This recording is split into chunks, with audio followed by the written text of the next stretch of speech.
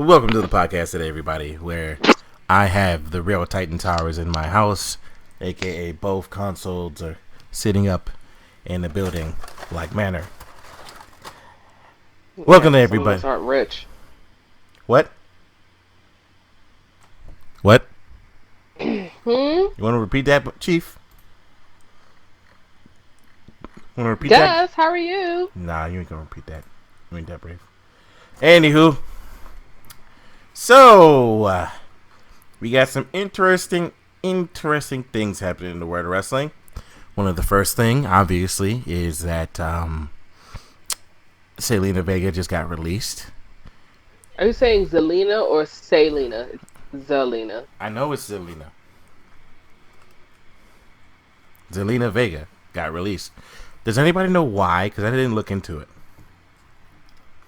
Probably because the whole shit with WWE that's going on with their crackdown on the Twitch account, the third party accounts like Twitch, and what was the other drink called? The one that Alexa Bliss and them, that dude that like spent like $400 or some shit. What was that one? Nah, I forgot the name of it. Yeah, but that joint, and then apparently Zelina had like a non-nude OnlyFans page where she cosplayed like anime characters and some shit and whatever like that.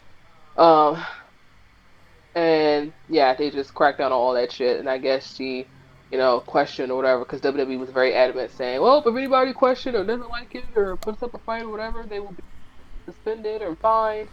And I guess she put up a fight or said some shit because she definitely, her last tweet before they sent the thing saying they released her, she said she supports unionization.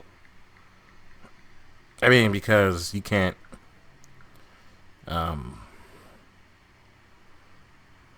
because you can't fucking just bitch wrestlers like that if they get a union, you know? Like, it's so fucked up to me that if they really released her because she supports a union,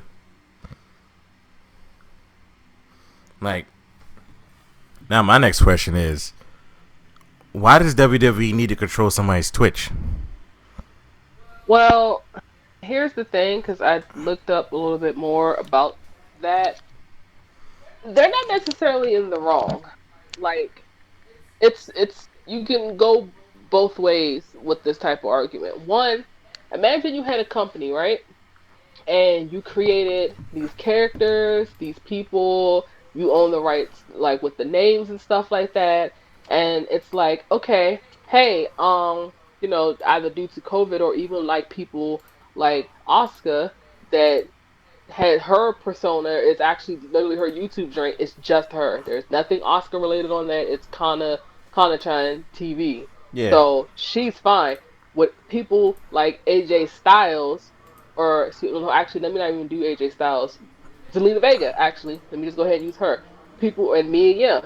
People like Zelina Vega.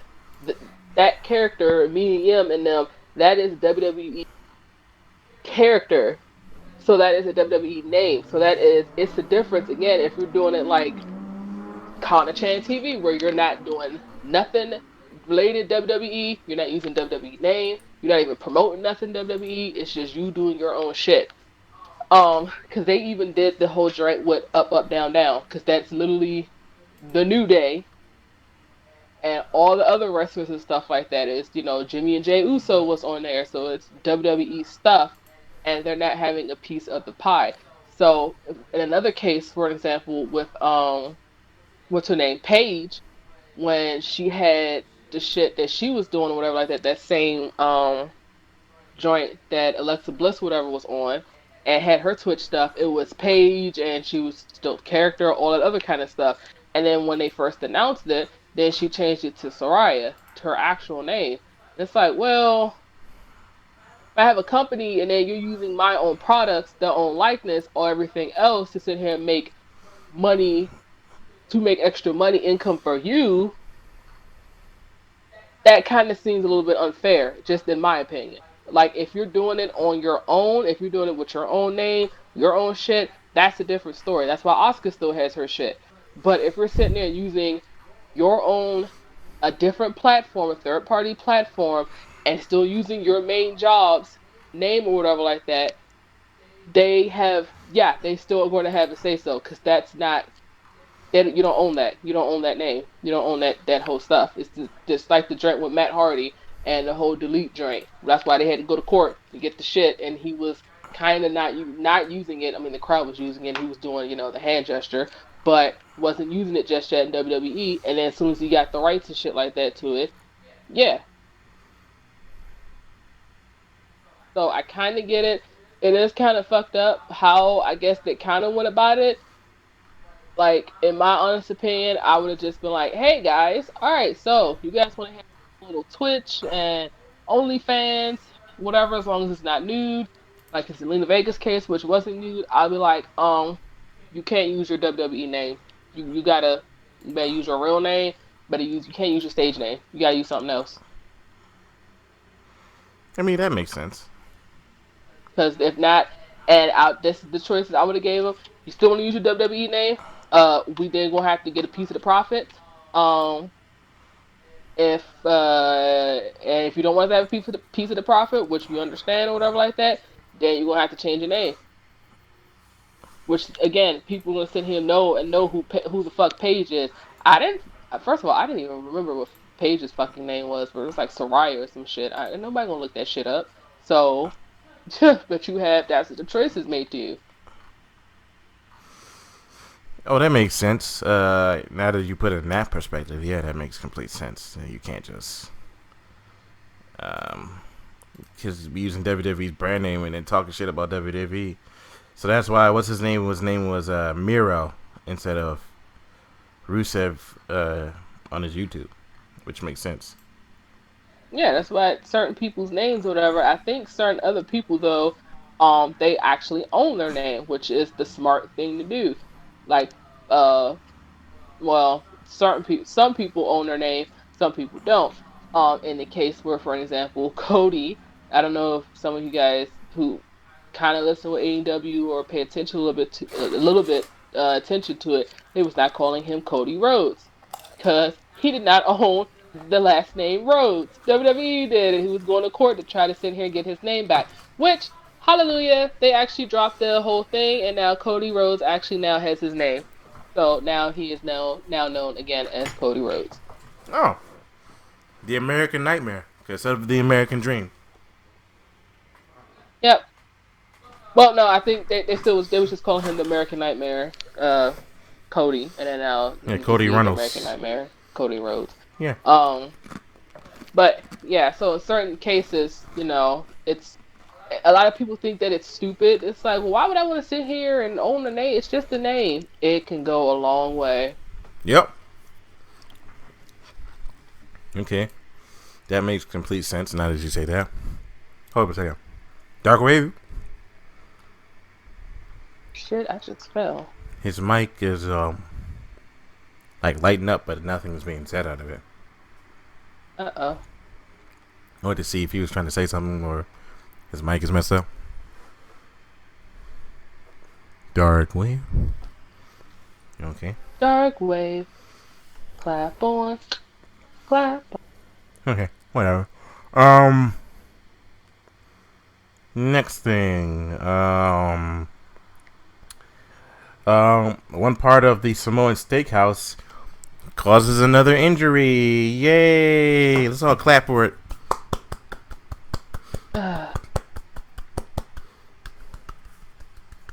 No, nobody else. Nobody else clapping. No. Who did she injure? Mandy Rose. Yeah. Which I don't know. Like, I went back and looked at it, and it's kind of one of those things where it's like, uh, like it's one of those things where it's like you kind of want to look at it and kind of be like, well, Mandy, did you kind of maybe you could have like twisted or landed something different, but then it's kind of like no, because then you just kind of got thrown wrong, and then just god damn it. So is it safe to say that what's her name fucking sucks? Yeah. Yeah, like at this point, I'm just wondering why Nia Jax even still is employed with this fucking company. Like, I think Vince would have been like by now, okay, you need to stop wrestling because you keep entering my fucking superstars that I barely goddamn have. Like, at this point, it's just very agitating. Oh, hello? Yeah, I'm still here. Oh. Yeah, I heard you. Oh, snap, I didn't even realize. But yeah, like I said, it just it's just so stupid to me, the fact that she still has a job, and yet she's always injuring people. Well, she's always doing this, she's always doing that, and then like, she gets no repercussions. She probably gets talked to backstage, but then like, the fuck, man. One point, it is going to be bad if you don't get like after some point the fans are just gonna boo her regardless, and at this point it's gonna be bad. It's already pretty bad. Interviews. No, she still has a job with the company, so yeah. Okay. What the hell? There you go. You good, sir? Wow, yeah, dude. Everything cut off. I thought y'all disappeared again. Dude, we've been talking for like a good. We've been talking for a good. No, 11. Discord disconnects me, and then but it doesn't tell me it disconnects me, so it just sits there and says connected. All right, but yeah, what was your opinion on any of the first two subjects, sir? Selena Vega and freaking Nia Jax injuring Mandy Rose. Well, the Nia Jax thing, from what it looked like a kind of Mandy Rose thing. It actually took the dot, I guess, the throw wrong. I can't really blame too much on Nia this time. As far as Zelina goes, I mean, she wanted Twitch. And it's not like WWE was using her in any real capacity anyway, so I mean, I'm assuming I'm not saying she wanted to get fired, but I mean, I don't know, this whole WWE Twitch thing is fucking stupid. It's like, these people are free contractors. They can have lives outside of wrestling. So what if they're making money by playing fucking video games that has no... Now, granted, I understand them, using their WWE names. That should be dropped because obviously, you're building off your WWE name. So I can see maybe WWE, being upset about them using their ring name. But if you're someone, who either owns their name or using your real name, then WWE shouldn't give a shit. Like, and then she made OnlyFans, which I guess, so I don't know, man. It's all fucking stupid if you ask me. I just wish her the best. I wish her the best in her future endeavors or whatever she plans on doing. Which actually maybe whatever. But I saw one comment on that shit which was super funny to me. He literally said, "I wish AEW would go out of business already." And I was like, I even posted under that joint, I was like, because they're beating WWE something fierce, or is it because you think she's gonna go to AEW? In which, if she goes to AEW, don't you think that's a good thing that she still has a job? He just pretty much. He was just like, no, because they're always taking the talent. I was like, don't you think you should start blaming WWE? I think people are completely fucking stupid when they say that. Like, do you realize how many people that's in WWE came from like TNA or NWA, or all the other like New Japan and shit like that? And, a lot. These indie people and shit. Yeah. But people that go from WWE or whatever, they're like, oh, AEW is WWE graveyard, but not realizing that a lot of people came from NWA NWO and stuff like that. And when it was WCW and NWA, like I said, New Japan and stuff, nobody's saying WWE is New Japan's dumping ground. It's America's dumping ground, but I mean, every now wrestler has come from a indie promotion or some type of like fucking, you know, they came from somewhere. They didn't just fucking show oh, up in a fucking factory, you know. except for People are just Randy Orton. well, I mean, he doesn't count. I'm talking about today's I know. wrestlers. I know. I was just making fun of the joint with him and If you don't know if you guys remember the feud with AJ Styles, you guys love your indie darling. Well, yeah, I mean, that was a good promo. The thing is, Yeah. everyone, this is the problem with wrestling fans today.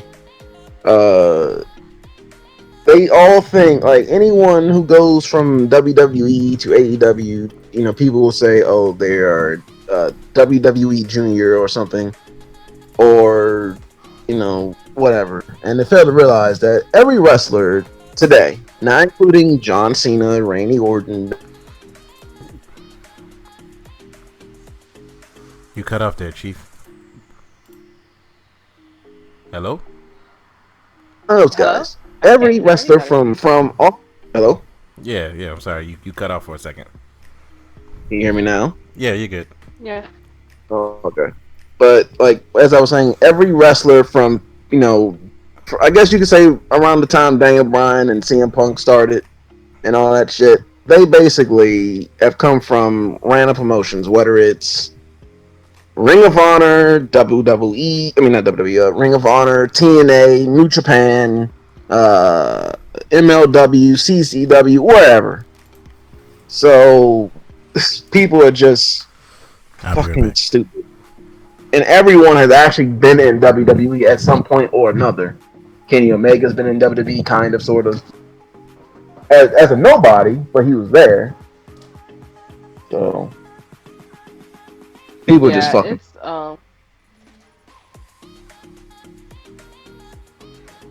People are just fucking dumb. It's like I don't know why people don't want AEW to succeed. It honestly doesn't make any sense to me. well, it's because people are used to um I don't know how to Trash. explain it. Yeah, yeah, they're just used to mediocrity. So they're just used to trash. So it's like, nope, something different. No, we don't like that. Well, that's the Like, problem.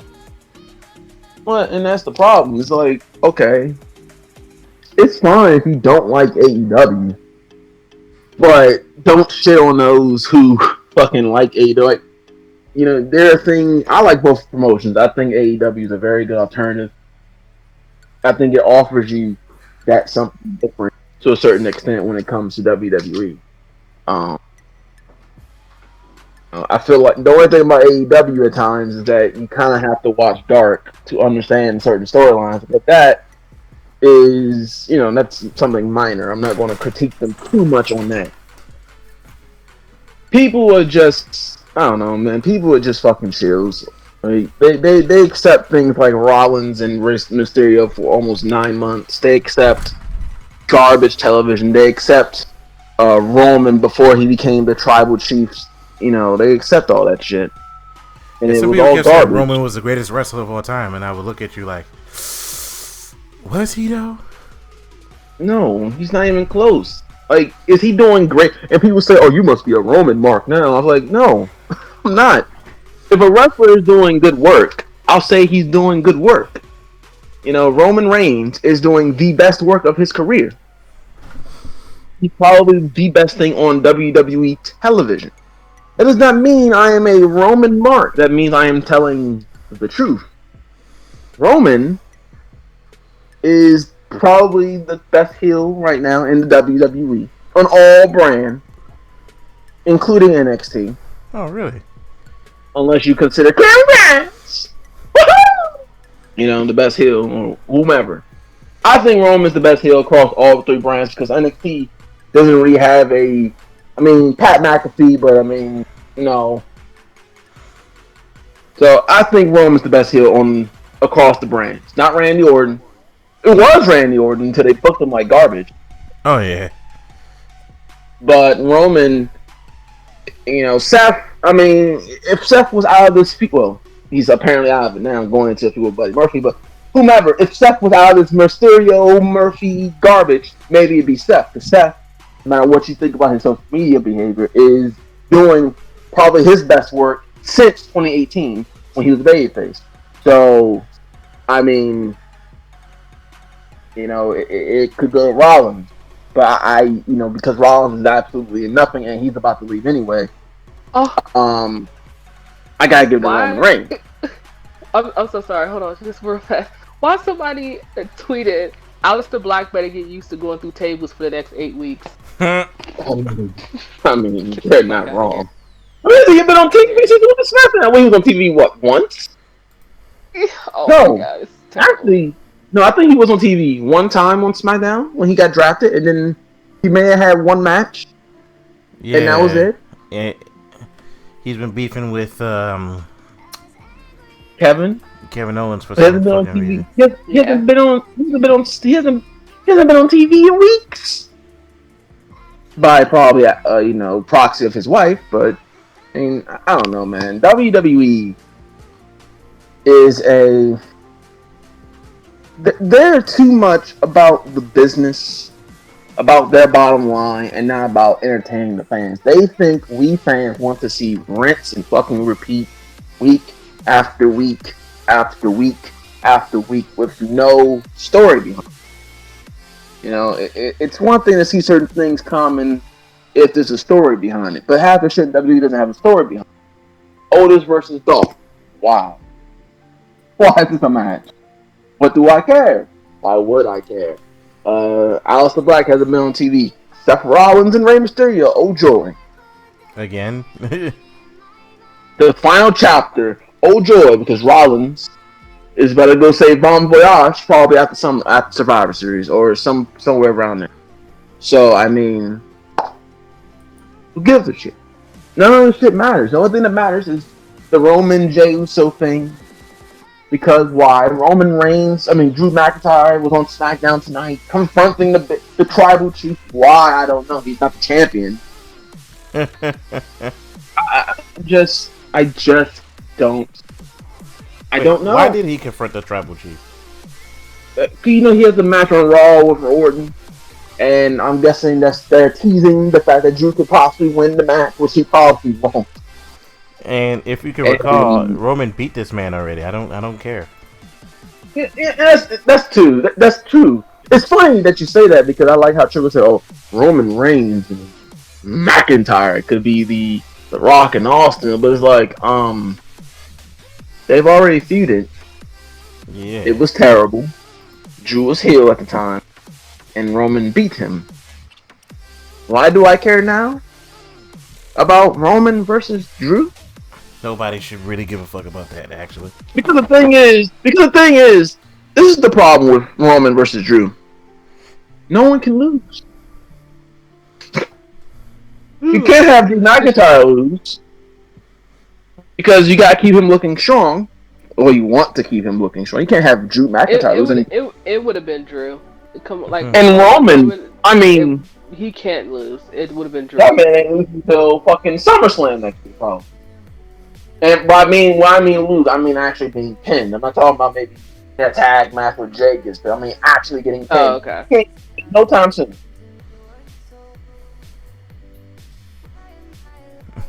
Hello?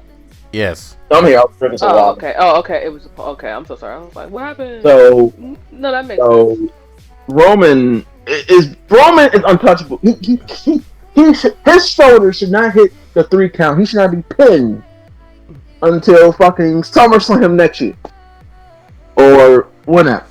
Tag team match with Jay get pinned. That's one thing. I'm not gonna count that because Roman was not pinned, but Roman being pinned is not gonna, and it shouldn't. So I don't know why. Randy, technically speaking, Randy shouldn't be losing. He's lost how many times? Keith Lee, Drew McIntyre like 4 fucking times. You're gonna have him lose against Roman again? You're gonna have Orton lose again? What? What would it matter with WWE title reign? It would mean nothing. He's only holding it warm for Mr. Adam Copeland, probably. Unless they take the title off him on Monday Night Raw, which would be completely fucking stupid at this point.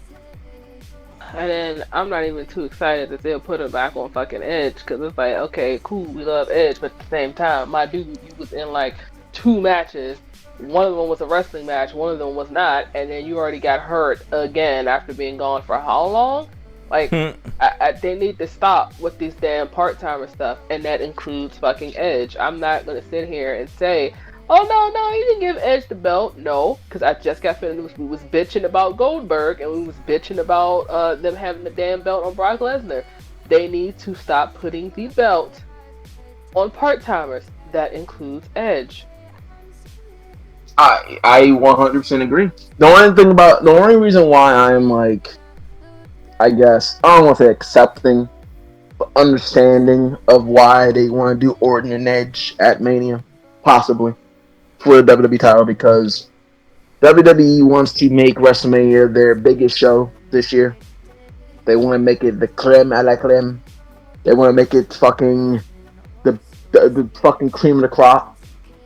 So on paper, if you have Orton Edge WWE title, that's a marquee match. Now, granted, we know that Edge is a part timer and he should not be for the WWE title, but if you look at it from, I guess you could say, box office, and this is no fault, but this is WWE's fault, but if you look at it from box office, Edge and Orton is the bigger match there. Just like WWE would love to have The Rock versus Roman Reigns at WrestleMania. No, The Rock would not win at WrestleMania. He would lose to Roman, passing the torch to the Tribal Chief. But that's that's big time. That's fucking marquee. You know, anything else on that card is basically worthless. So expect another trash WrestleMania, except for maybe 2 matches. We gotta expect now, you another might trash Survivor Series. That's a Survivor Series is gonna be trash, bro. I mean, Survivor Series, I could care less. I don't care about Raw versus SmackDown. There's been no turmoil. What turmoil has it been? We've seen Raw versus SmackDown all year. Brand to brand invitational, random superstars doing this and that. Tonight we just saw, tonight I guess I can maybe give it a pass, but we just seeing Drew McIntyre versus Jey Uso. The one night a year that Raw versus SmackDown. Yeah, we saw Sasha Banks, though she was the tag team champion. She was the SmackDown superstar battling Kairi Sane and Asuka on Monday Night Raw. Wow! Oh yeah, you're SmackDown right. superstar. Granted, she was tag champion, but she was facing them in single matches, and a SmackDown superstar won the Raw title. Come on, man. That's why Raw and SmackDown. They need to get rid of a lot of these fucking pay-per-views. Survivor Series can stay, but it needs not be. Listen, Survivor Series can stay, but the thing with Survivor Series, if you're going to do brand to brand, it's a way. Listen, it's actually a good concept because that gives you don't have to be super creative. Really, you can just plant seeds throughout the year and then culminate at Survivor Series. It's not that great. But if you want to do brand to brand turmoil, A, make me care. B, don't keep having me see, SmackDown people come over to Raw and Raw go over to SmackDown for these brand to brand invitations. Don't do that. I think they need to give them. They need to give them like what is the incentive or some shit? Like what is the okay? We get bragging rights that we won. Who gives a shit? Like, could you imagine you win the football and then you go to the Super Bowl and shit like that, and then it's your team versus Dallas Cowboys or some shit, and then you beat them, and it's like, all right, cool, yay, pat on the back, yay, you guys won this year, we got bragging rights. The fuck? Yeah. We don't get no trophy. We didn't get no damn ring. Like, can we get like something? Something. What is the damn incentive? It needs to like. The whole shit what they did like with the King of the Ring or whatever like that, which I swear to goodness they can honestly fucking do another one because I'm getting so fucking sick of Baron Corbin. I literally honestly think they only do these gimmicky ass shit just to continue because Baron Corbin has shit else to do. Yeah. Like I swear to goodness, because like it's just so fucking dark. It's so fucking dry. I hate him with everything. But Yeah, it's because King so Corbin is getting fuck. literally stale. And I'm getting sick It's of been heels stale winning the for Survivor like the Series. second. It's been like the second week. Second week it was fucking stale for me. But like certain stuff, certain things, like it just does not make sense. And what I was saying as far as like with the pay per views, there's a shit ton of them that I would fucking get rid of. I'll get rid of Hell in a Cell is dead. Hell in a Cell that needs to go. They killed that. I don't want to see another fucking Twizzler cage. I don't want to. That shit needs to go away for a good number of years. They can get rid of Hell in a Cell. TLC, they can fucking get rid of. They can fucking get rid of. Honestly, the Money in the Bank shit, that's been a fucking joke. They can get rid of that shit. Yeah, that can go back to WrestleMania. Uh, They can get rid of that shit.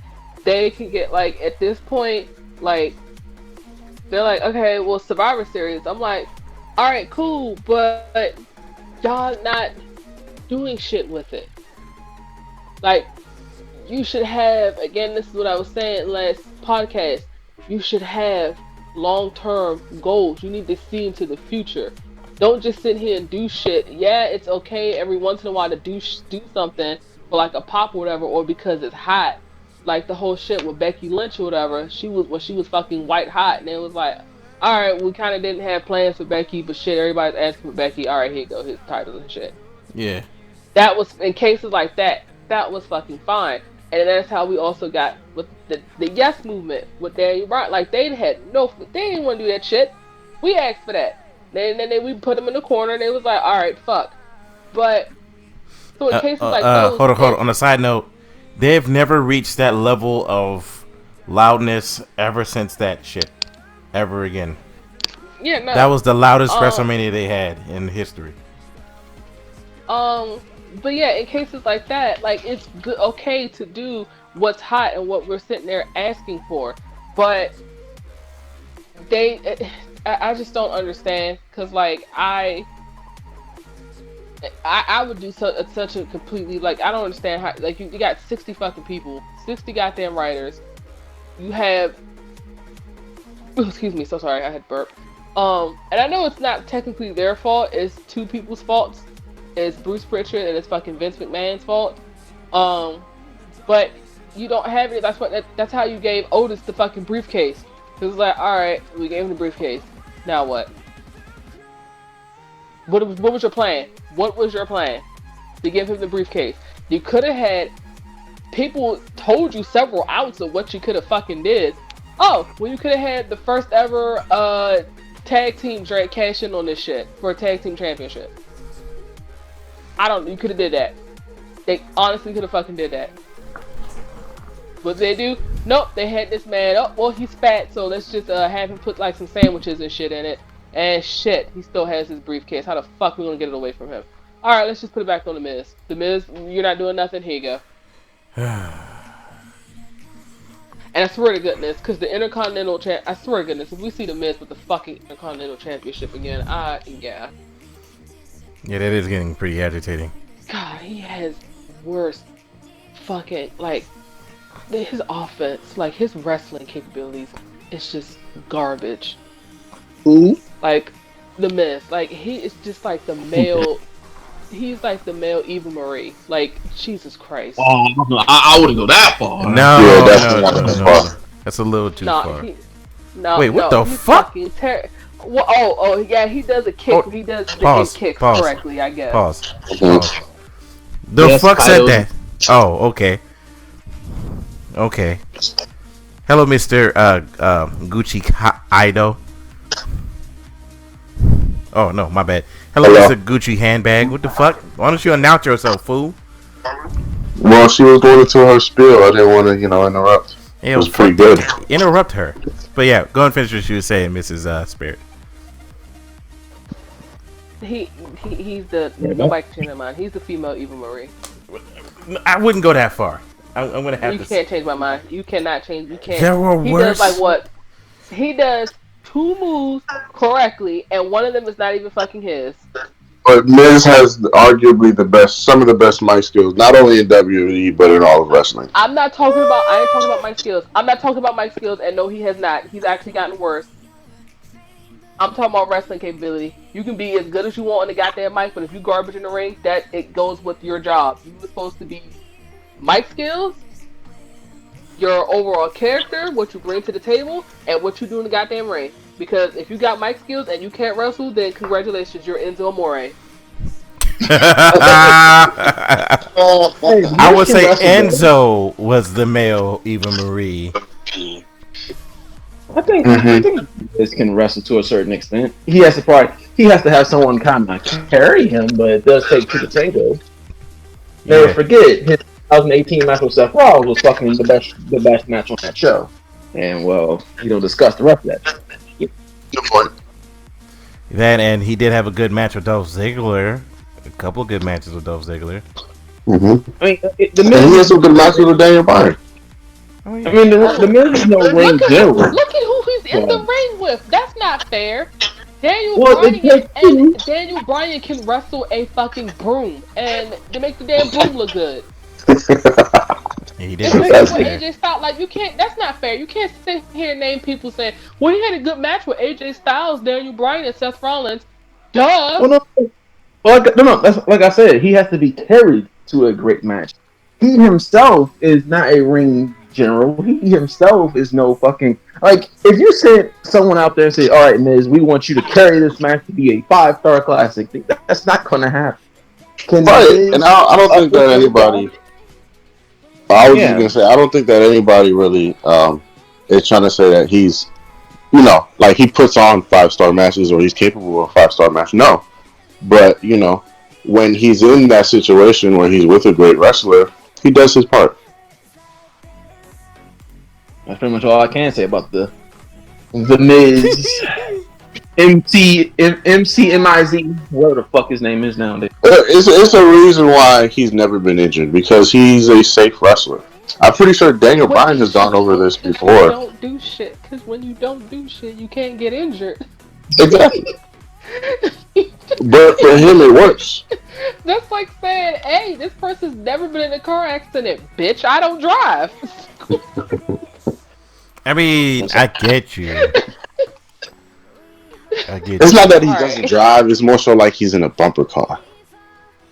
Oh, God. I don't know. And I'm not claiming or saying that everybody needs to be a Daniel Bryan or AJ Styles or whatever like that.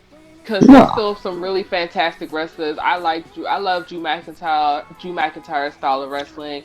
Jon Moxley is really good in my honest opinion. There's even though Chris Jericho's on a bit of the older side, he's slowed up and stuff like that. In his younger days or whatever like that, I like Chris Jericho, but and don't get me wrong, because there are wrestlers who are like, how do I put it, like simple at the end of the day, like Dakota Kai, that comes off the top of my head, Candice LeRae. Simple in the sense that they don't do too much flashy stuff, but they still put on great matches. Yeah, and I'm not saying that everybody needs to be doing flips and dives and jumping off the top rope and walking the top rope, like when the Undertaker was able to, 100 years ago. But it just you just gotta do something else. Like I don't even know. Like half the time when the last skull crushing finale that I remember that looked decent was when he was in the fucking feud with Shane. Yeah. That was the last skull crushing finale. His finisher that looked decent. Yeah. Now that is something I will agree on. He's progressively gotten lazier. I mean, that's just the WWE style right there. That do shit. Why reinvent? True. That's just WWE, though. Unfortunately, I mean that goes for every wrestler in the WWE under the Raw and SmackDown banner. NXT, you can, you'll get away with doing new things. Raw and SmackDown is basically the same shit. Same shit. You'll get in there if you're a babyface. You'll start off hot.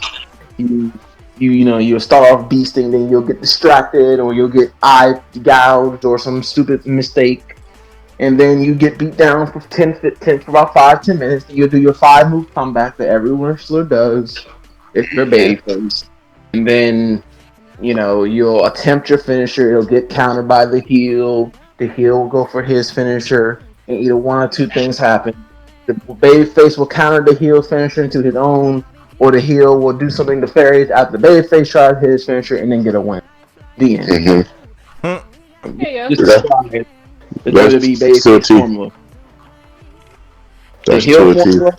The heel formula, okay, if they are mad, they'll attack the person from behind, and then they'll get in the ring, and the babyface will get in there, and the heel will stomp them down for about 10 minutes.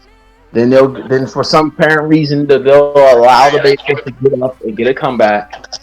Then they'll flare around for about 30 seconds and be so weak and hurt that and then they'll counter a finisher and then maybe hit a thumb to the eye. And then they'll try to hit their finisher and then get caught, and then the match is over. Or the vice versa, they'll hit their finisher after some stupid shit. That is the heel style thing. The same shit. Yep. But that's WWE philosophy. That's how they want to, their superstars portray. I guess so people can identify who is what, who is who, whatever. I don't know. Can I take a second here while Frank and just get on the soapbox real quick? Do you mind if I do that? Go ahead, sir. All I'd like to say is that, for me personally speaking, I get on here every time and I feel like I bash WWE, And, there's a lot of things that they need to fix, but not every relationship's perfect. They provided me with some good matches over the years, especially of my childhood. And, this year has been a lot of bad stuff, but there's been some good in there too. Okay. Oh, hold up. Name one. Good. Name a good match that you've watched in the last 3 years, and it can have Daniel Bryan, AJ Styles, Drew McIntyre, or fucking anybody from NXT. Edge vs. Randy Orton. I like that match a lot. The one where the one that was or the one that was the greatest wrestling match of all time. You see, if they didn't book it as that way, it would have came out a lot differently, right? Because now when you put it on those pretenses, it's like, well, how can they have the greatest match of all time when what I mean? Like it puts so much pressure on them. And then you start bringing up other people like, oh, AJ Styles could have the greatest match of all time. Why don't you put him in there instead? Or, something like that. But for the match being what it was pretty great. I give it a 5-star. That match was not 5 stars. I can tell you 3 reasons why. It literally started up and it slowed the fuck down. Then started back up and then slowed down until the end of the match. Well, you gotta remember, them niggas, they're old. So, also, it's not like they're in their prime anymore. But yeah. To say. Yeah, we also talk about them because how are they going to get better if you don't, point out their mistakes, man? I mean, yeah, that's true. But, there's some good things that they did, too. Yeah, and once again, I say this every time. Every time we look for 5-star matches, we barely get them. There's more to a 5-star match than actual like just the wrestling. Yeah. Right. The wrestling can be great, but if you don't care or have any investment in the story, so basically, my criteria for a 5-star match is story, ring psychology, the in-ring story, and then the actual wrestlers themselves. Yeah. If care about the story, that's already a star and a half, or not a star and a half, a star all. Yeah. Because if you're just giving me a match, I'll use this for example. Mustafa Ali. Oh, sorry. As I was Mustafa Ali and Rico over there. We're not gonna call him Ricochet. Is long since gone. Rico. I look at that match as a fucking great match. Did I care? No. Why did I not care? Retribution is all but buried. And Ricochet is all but buried. Mustafa Ali doing fantastic work, but no one cares because once again, Retribution has been buried. but they delivered probably a fucking fantastic match. A top rope backstabber and all this and that. Yeah, I've heard people say 5 stars. Yeah. the match was fire, but at the end of Yeah. the I day, can't give this a 5-star match. 4-star at the highest. yeah, It is a 4-star at the highest. but yeah, like You know, for like when prime they- example, one of the things that I've honestly said, and it's actually bugging me, is when a feud.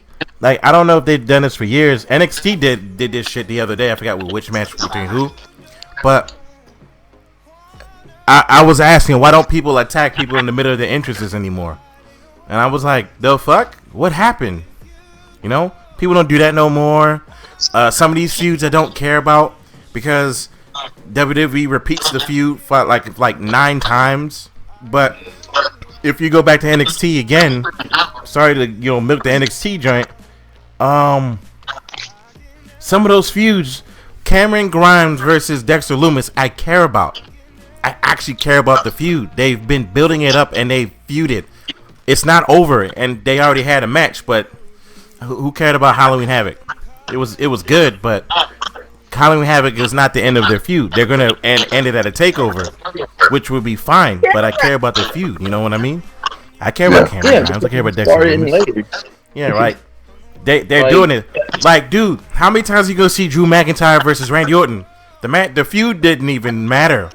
That third match was pointless because you attacked the legends. Now I'm angrier at you. Like, what the fuck are you doing, Drew? Well, that's because I made a stipulation for a match that I wanted and I lost. Well, you know what, Randy? I feel bad that you lost. So yeah, let's run it back. That's also due to the fact that Hell in a Cell is nothing more but a gimmick at this point, and not a true finish. Yeah, like back in the day, Undertaker versus goddamn Mankind. That shit was amazing. Even though Mankind lost an ear. The only match that even deserved to be in Hell in a Cell this year alone was Sasha and Bayley. That shit has been building for over a year. Yeah, that had a great story. This is the thing about. This is why I hated well, not hated, but just don't understand why we keep having this Hell in a Cell pay-per-view. It doesn't make sense. That's what I said. I said that's one of the ones they need to put that shit on the shelf, and I don't want to see that shit again for a few years. What were the other ones that you named? I said Hell in a Cell. I said TLC. I said Money in the Bank. You sound really low, by the way. Hold on. Is that better? No. Oops. I said Hell in a Cell, Money in the Bank, TLC. Hold on, another one. But at least those were 4 right there. So that pretty much. I had to increase your volume. Okay, the ones that I think here's the ones that I think that WWE honestly to keep: Survivor Series, WrestleMania, obviously. I'm still kind of question mark with Royal Rumble. Royal Rumble. No, they gotta keep the big 4. Yeah. That's actually literally it. That's all they need to keep is the big 4.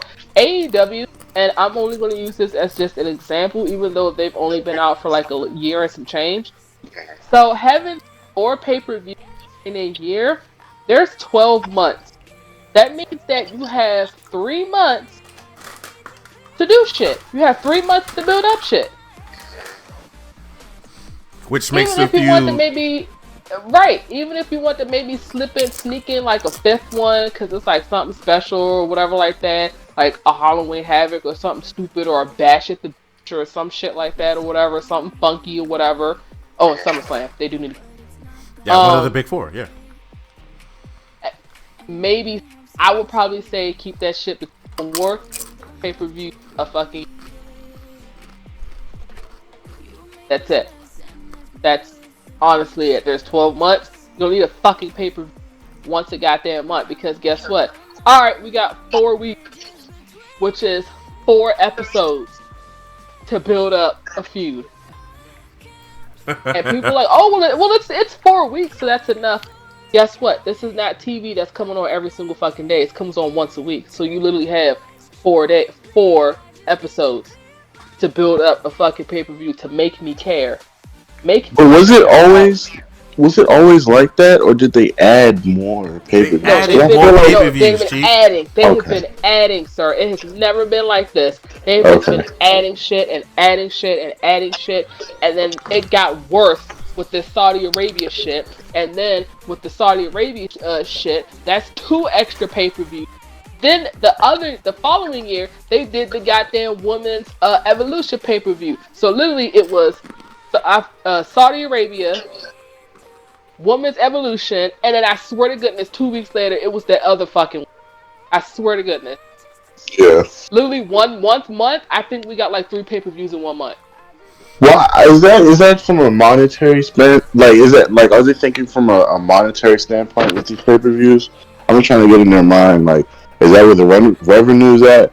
Because if not, why don't they just do No, live because the shows? shit's on the network. It's on the fucking network. It's not like AEW where you gotta pay $50 per pay-per-view. Then it'll be like, that's some revenue shit. They have a whole fucking network that we watch this shit on for free. It's $9 that I pay for, but you know. Well, yeah, monthly, but still. Yeah, like, all right. So, like, realistically, as a person, I'm not gonna ever pay for a pay per view of WWE. I will pay for an AEW pay per view. I'm not gonna lie to you. If my network was to be like, nah, network's down, you had to pay for pay per views, I'd be like, see you on Raw, guys. I really actually want to watch Full Gear. There was like 2 matches in there. I heard.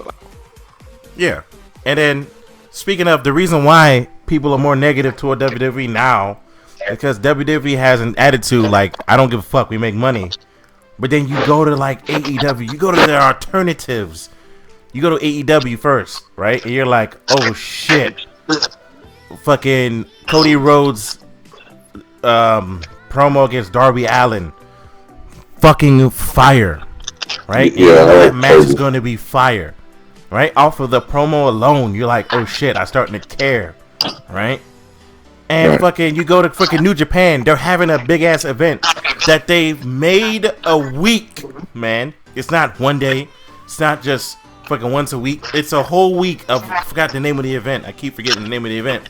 But wrestlers are wrestling each other for a fucking week. Right? It's like a tournament. And I love New Japan for that shit, because the tournaments last as long as the tournament ends. That's what they do. And then their final matches are all on the big pay-per-view by the end of the week. And it happens a lot. And they're like, damn. Right? And you're like, oh shit. I care about these matches, these tournaments. Fucking TNA. I care about some of the feuds on TNA right now. Not all of them. TNA is still kind of garbage to me. I'm sorry. But, like, when you go to the alternatives, like, Ring of fucking Honor has some matches on it that are still fire to this day. Like, hell, you could tell some of the wrestlers have fun going to, like, Evolve and all that shit. Did you ever see that match between Velveteen Dream and freaking, what's his name? Juice? Orange Juice? I keep forgetting his name. Juice Orange Cassidy. Yes. Yeah, that was Orange Cassidy. That match was fucking vicious. It's just like, yo, WWE is so... Vince plays the matches so goddamn safe that at this point they start to get stale and boring. When Darkwave was able to describe almost 95% of the matches that happen on the roster, shouldn't you in your head be like, oh, yeah, he's right.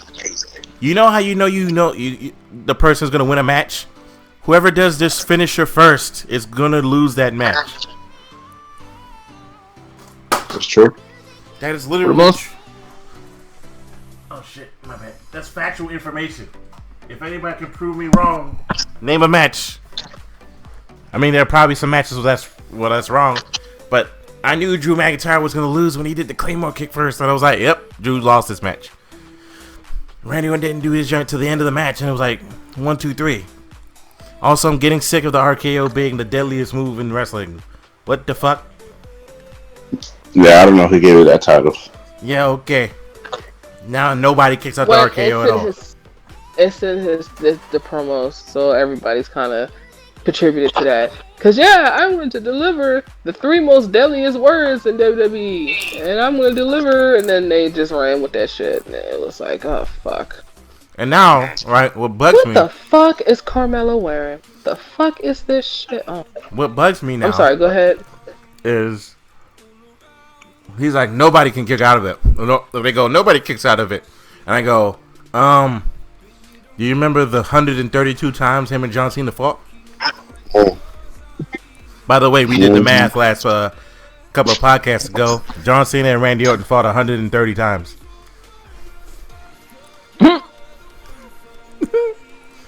So that's why I want that. Plenty of people's kicked out of the RKO, so yeah. So that's why every time he RKOs somebody and they don't kick out, I go, huh? I guess. It's like nobody jumping out the Superman punch to me. It just doesn't make any sense. But yeah, I just posted something in the memes and. What the fuck is Carmella wearing? she is wearing the thing Corey Graves told her to wear. Is that her pubes? Okay. Yeah, that gimmick's gonna die real quick. Speaking of SmackDown, I just like to, thank God real quick for answering my prayers because the Seth Rollins feud with Rey Mysterio finally over. Well, I feel like she's sure like about a that? Are you sure about that? Yeah, She looks like a dominatrix. No, they gonna pick that shit back up when as soon as Becky Lynch popped it. Come right back. Be like, you thought I forgot about you. Hey, yo, hold up. Hold the fuck up. Who just posted that? Who just posted that? Oh, nah. Oh, nah. I can't even show that to the stream. Hey, I just realized something. Outside the sighting of a wild Benoit, Carmella, all you need to do is add a strap and she'll be good to go. Oh my god. Wait, there's Benoit in that picture? I don't see him. Ayo, but Spirit. Why? Why? Oh Lord! Oh no! Oh no! All right, what were we talking about again? Besides the fact that Spirit literally just destroyed my soul, and I think we're going to hell for that one. She's going to hell for that one. Actually, I'm sorry. I just share it with my friend. Oh no! No! That guy. Prototype that is evil. That is very fucking evil. That's so fucked up. For the chat, I'm gonna tell you what it is, but I'm not about to show that shit. I don't want to get my shit destroyed. It says where you're trying to enjoy your brand new PS5, but your family won't shut the fuck up. And it's a picture of Chris Benoit. Oh nah, I'm done here.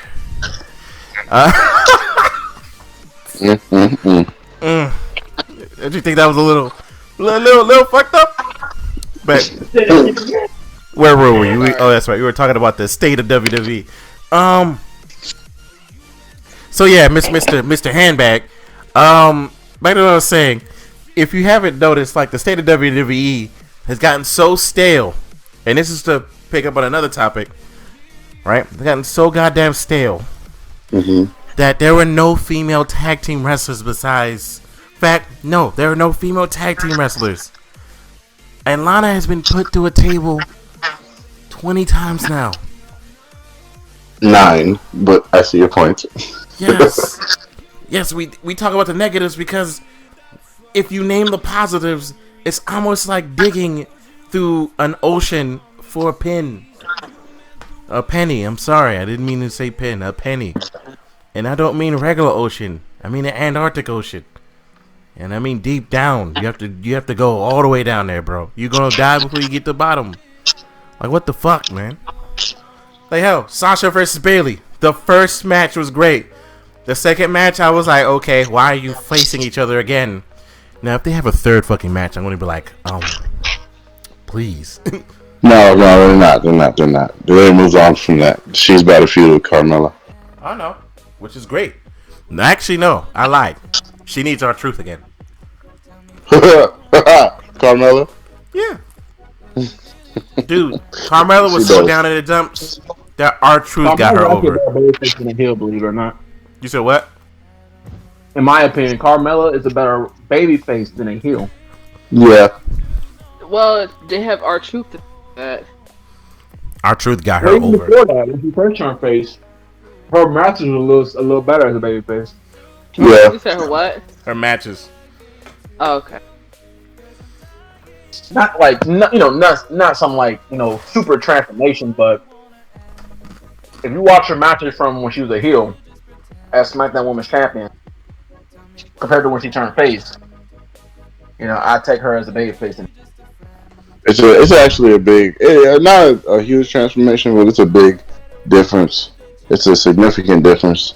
To me, Carmella as a heel is forever stamped by what's the short guy that she was with?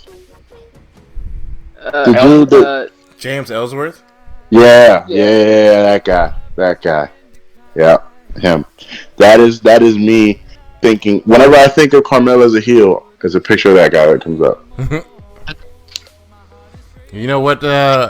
You know what I remember about her heel run? When she won the female Money in the Bank briefcase, and she ran down and gave it to the referee, and told him to ring the bell, and the referee grabbed his suitcase, turned around, and then came back and said, "Are you sure you want to do it now?" And she kept yelling and screaming, and he's like, "Okay, are you positive?" I was like, "What the fuck is happening right now?" You said what? Wasn't that Mike Chioda who was That was definitely Mike fucking Chioda. And I looked at that shit. I was like, Mike, I don't know what you're doing right now, but you really look like a dumbass. Did they fire him? No. Mm-hmm. Yeah. No. Yes, didn't they? No. Yes. Mike Chioda's not. He's still on WWE. No, he's not. I could have sworn he wasn't. He's on AEW. Oh yeah, he is. Yeah, that's why I was like, wait a minute. He does special matches for AEW. He's been a part of some great matches over the years. I think he was in the Darby Allin versus Cody Rhodes match, actually. Or one of those matches. Wow.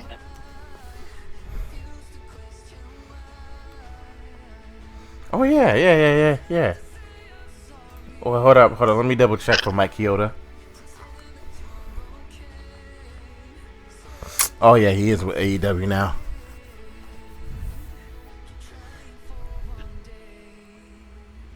Oh, he's gonna be doing the Cody Rhodes and what's it called? Oh, we missed Full Gear. God damn it! That.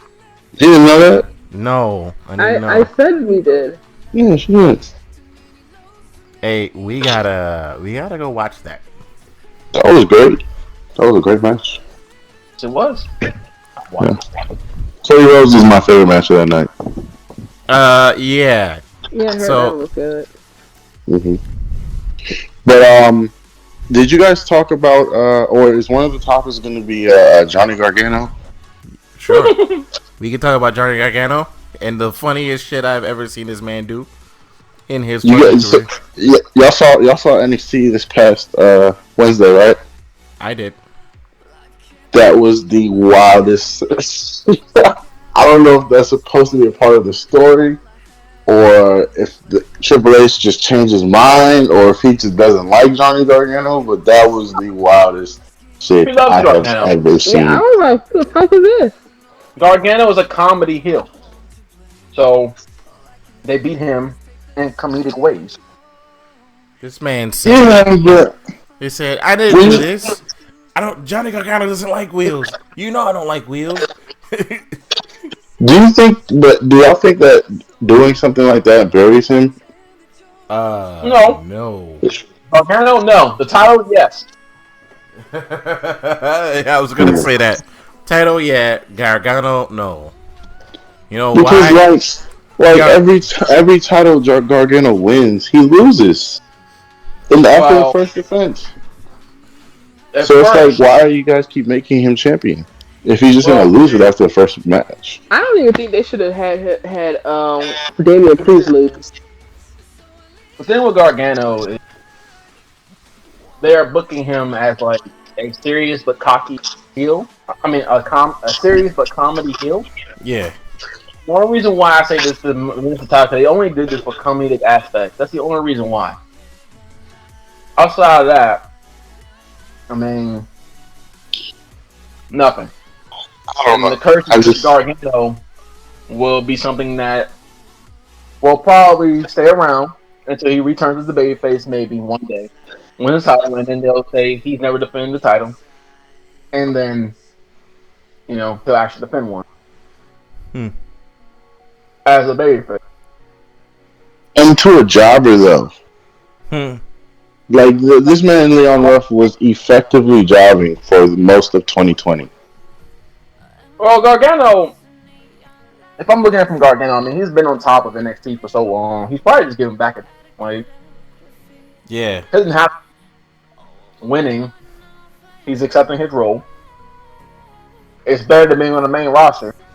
So, Oh, that's what a lot of them say. and he's probably just Yeah. giving back at this point. Like he's had his moment in the sun. It's actually time for people like Damian Priest, Dexter Lumis, Karen Grant to all get their moment. And Gargano has to be beaten for it. It's fine. He's had his run really. Okay, I'll give you that. Yeah, that's why Still, I don't know. Ciampa. Yeah, Ciampa came. He lost. What's his name? It's just like okay. Wait a second. Where's Finn Balor now? Broken jaw. He was supposed to be making an announcement because remember he was injured. He had cancer in his jaw. Yeah, I think he's gonna relinquish the title again, which sucks. Speaking of, do you guys? If I was the next person, I'd be like, I don't want that belt. That shit is cursed. I'm gonna have to agree to that, Chief. The belt is clearly cursed. Yo, redesign it. You should have a giant C, like yo. But yeah, Johnny Gargano. Like I don't feel bad. Like I feel like Johnny Gargano's just giving everything back. Him and Ciampa. Like a lot of people are just giving back at this point. The one thing I was kind of weirded out is the fucking group that Adam Cole's gonna go against. What's the fuck is that? The football player's name again? Pat McAfee. Yeah, Pat. Yeah. I was like, yo, why is Pat back after his? But I'm glad that they're not using him like he's not wrestling. It's mainly Pete Dunne that's doing everything. Yo, the fact that Pete Dunne came back as heel, I was like, wasn't he like an in between kind of guy? And he literally broke Killian Dane's face. Oh yeah, nah. I love that man. Don't get me wrong, but Jesus. Well, they got to set up for War Games though. Oh yeah, War Games is about to happen. Never mind. Oh, I forgot about that. Oh yeah, War Games is like my wrestle. It's I don't know what to say. It's like my favorite pay-per-view. Yeah, no, for real. Whoever thought of that concept with the two cells, yeah, it's pretty cool. Dusty Rhodes, sir. Oh, that was Dusty Rhodes' idea? Wow. Yeah, back in the day when they had the first one, he was like, I'm going to challenge you to War Games, and here's what the War Games is. It used to be a bigger cage, but then they decided to make it 2 cages later on. And then now it's the War Games that you see. And War Games is my favorite pay-per-view in the NXT calendar besides New York, which is the WrestleMania version of TakeOver. Right. I'm assuming. Now, the real question is, Undisputed Era actually winning this War Game? They're like 1 and 2. Well, the last War Games that they lost, that was probably my favorite War Games. Where Ciampa did the air raid through the damn off the top of the cage. Yeah. That was tight. Even though they lost, that was tight. Undisputed Era has been getting shit pushed in for a while now. So I'm assuming they win this one, right? Hopefully. Yeah. But they're one of those groups where, like, if they can come back from any loss and be put over, and because they're always over. There's never a moment where they're not over. Well, yeah, they're not. They're over. But the only reason why I said they may have to win this one because they're baby faces. But now you kind of have to establish that can't have them keep losing. It's one thing when they were heels losing War Games. I mean, they won the very first one. They can lose the next 2 or whatever because they're heels. It didn't really matter. They're over. They're baby faces now. You have to establish them as strong baby faces. So that's a good point. I mean, you gotta Because you're probably gonna have them as champions at some point again. They'll just be baby faces. Right. Oh yeah, this time they will be baby faces. I mean, they are baby. They've been baby facing for a while now. Oh yeah, no. Well, yeah, Adam Cole and Kyle O'Reilly have been baby faces. Roderick and Bobby were kind of still acting heels, but they basically are babyface now by default because they're associated with the Undisputed Era.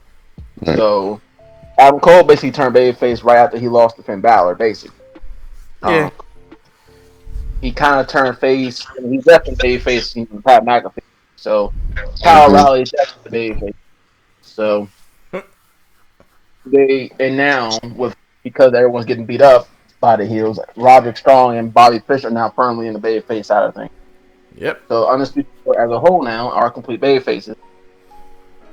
I just feel like if you're gonna make them babyfaces, they have to be strong, and you have to have them win. Because Undisputed Era, honestly, has not been winning shit. If you think about it, they really haven't won in quite some time. But to me, the fact that they're not winning is kind of like what you were saying earlier with Ciampa and Gargano. They've done, I mean, literally, they fulfilled the prophecy. The niggas have held every title at the same time. Like, they've done everything there is to do. So I think it's just giving back. The reason why they've been losing so much. I mean, no, that's fine. I'm just saying, with them being baby faces now, they kind of have to win something because now they are firmly baby faces. Right, and the terms were different. This is a new role for them. So That makes sense.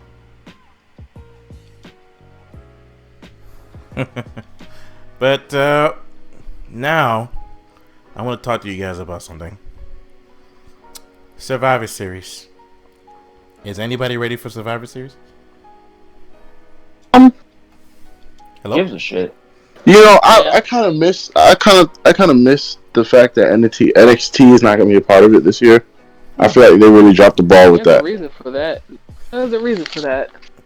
What was the reason? It's called COVID. Because Yeah. they know that they're fucking losing against AEW, so it's no point. So that Well, I don't think they care about AEW anymore.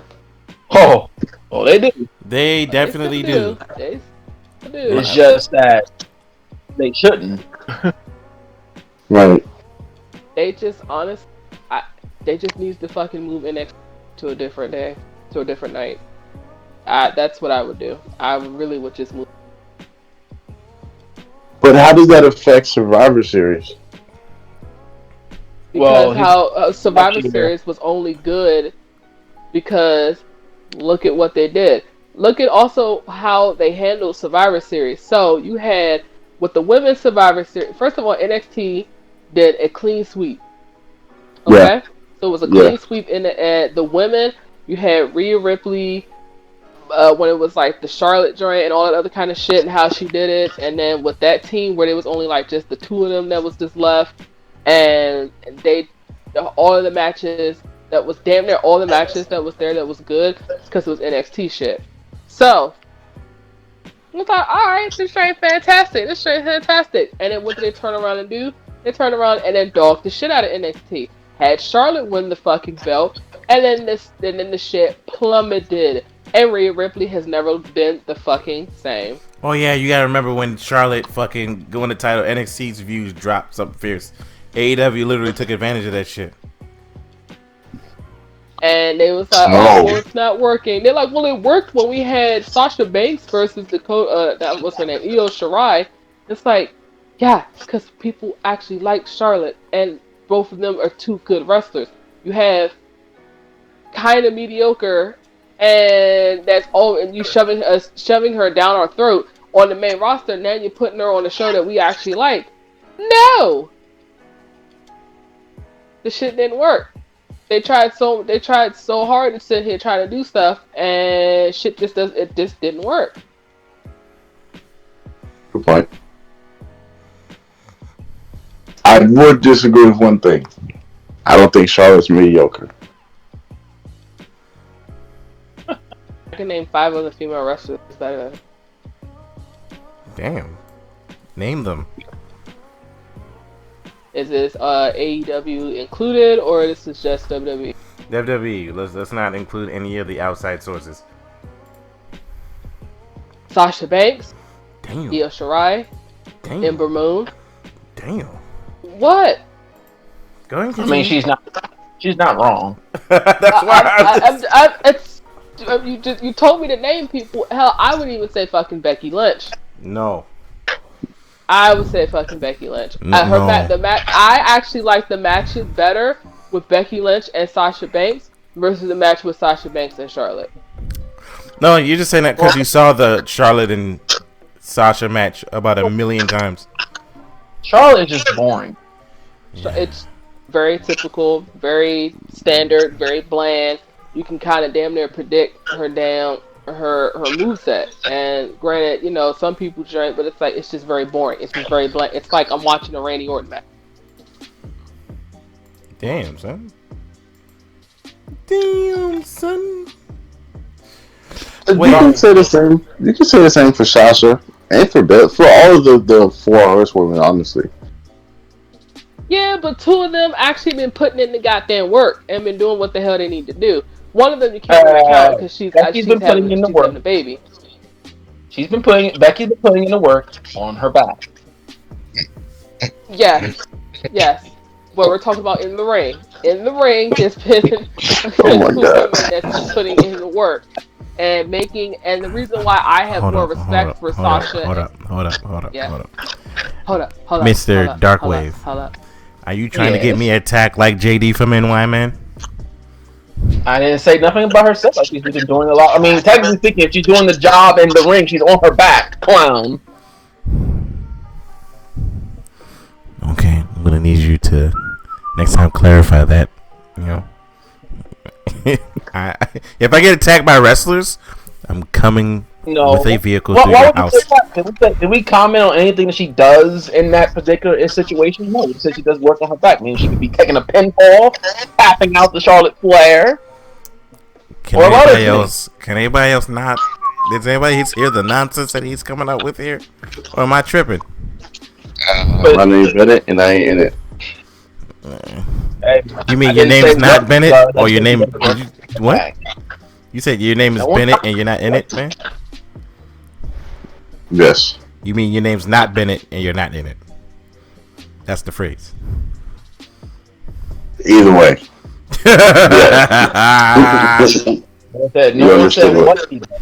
Anyway, now my circus, not my monkeys. JD was saying she probably, JD went on a tirade about the Alexa Bliss thing. I didn't say anything what Becky does. I said she does work on her back.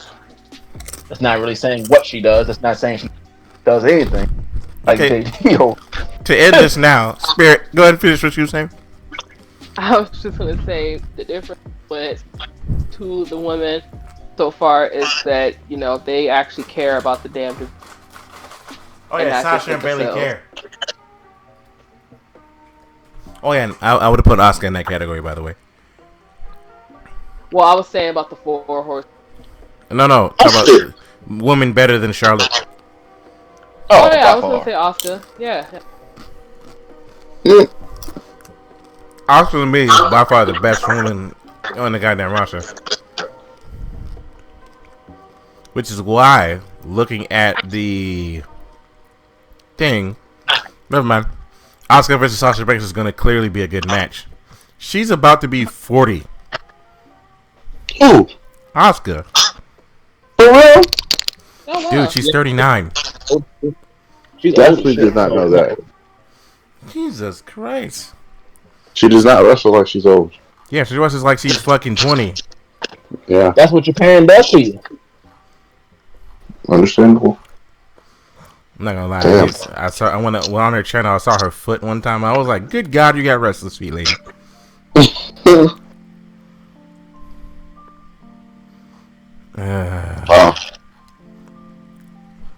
Still love this woman to death, though. I wouldn't marry her. Anywho,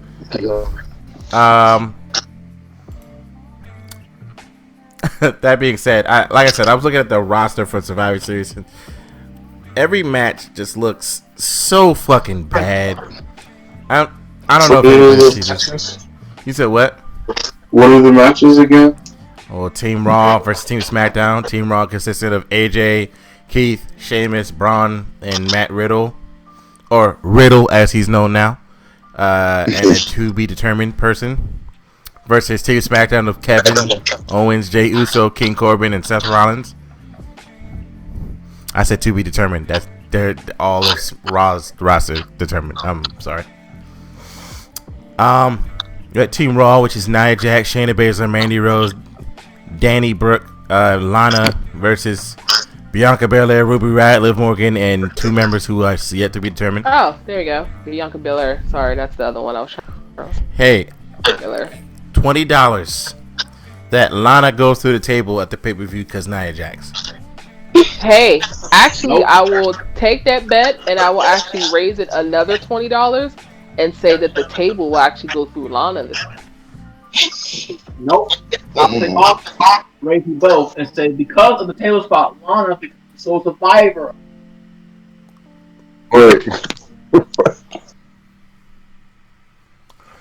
I don't know what to say. Then we got Bobby Lashley versus Sami Zayn, which I'm sorry, it's not going to be a good match. The New Day versus the Street Profits. Again, I even said this to the other guy that the New Day is a team that literally got stale quickly versus the Street Profits who went from cool to drool. And this match is going to be good, but it's just like I don't care. I mean, okay, it's the Hurt Business does not win titles. You said it's the Hurt Unification? Oh, I said the Hurt Business is not champion. What? We can barely hear you. You said something about the Hurt Conglomerate. The Hurt Business, they may win the titles on Monday. Oh, I don't think they will. They better not. I think they will. Gotta change up Survivor Series is literally faces versus faces, heels versus heels. They'll probably change something. Yeah, but I'd much rather see Kofi versus. I'd much rather see the New Day versus Street Profits than Street Profits versus what do they call it? The Hurt Business. I'd rather see the Hurt website. I think Sheldon and Cedric deserved it. Honestly, they do, but I think they deserve it at just any other pay-per-view not named Survivor Series. Yeah, I'm gonna have to agree with that one. I think there needs to be more build-up. I think there needs to be more fucking tag teams. Survivor Series is the one night a year that Raw versus SmackDown happen. Even though that's not true, they can't even use it as their slogan this time because they'd be lying. They have. They already have. It literally Raw vs SmackDown happened tonight when Drew McIntyre from Raw came to SmackDown and confronted Roman Reigns, and then proceeded to wrestle Jey Uso. And won because had fucking Drew McIntyre lost to Jey Uso, I would have literally became a monk at a monastery by the end of the night. I would have said, "My wife, I love you. I'll be back in 4 months." Fucking what? But yes, the match of the night is looking like Asuka versus Sasha Banks again. And then we got Randy versus fucking Roman. All right. Who's ready for that match? I kind of hope it's Drew versus Roman. Which sucks because I don't want Randy Orton to be just a placeholder. But I kind of want it to be Drew versus Roman. I feel like that would be a better match than Randy versus Roman. So Randy versus Roman is going to be very dry. I think both of the matches that you just said are going to be very dry. Well, at least Drew can kind of carry the match, you know? As opposed to Randy, he couldn't really carry that match. I couldn't see that happening. Damn, so you have no faith in Randy Orton. I'm not saying he's not a good wrestler. He's just not that type of wrestler who carries matches or who's... You know what I mean? Like, you know, he's not on that AJ Styles level. I get you. I understand. That being said, I think it's time we moved on because I'm going to get a headache. Is there anything else in the wrestling sphere you people wanted to talk about? No. Good. No. All right. It's time to move on to gaming because we had some games to play and some gaming. All right. Alright, catch you y'all. guys later. Just something that I saw. That's why. Still review shit. Wow. You gotta be there for your own topic. Yeah, man. Gotta be How here the for fuck your I own know? topic. Yes, you do. Cause we're I live. know. Hello, guys. We Hello, have. guys. No, the fuck I don't.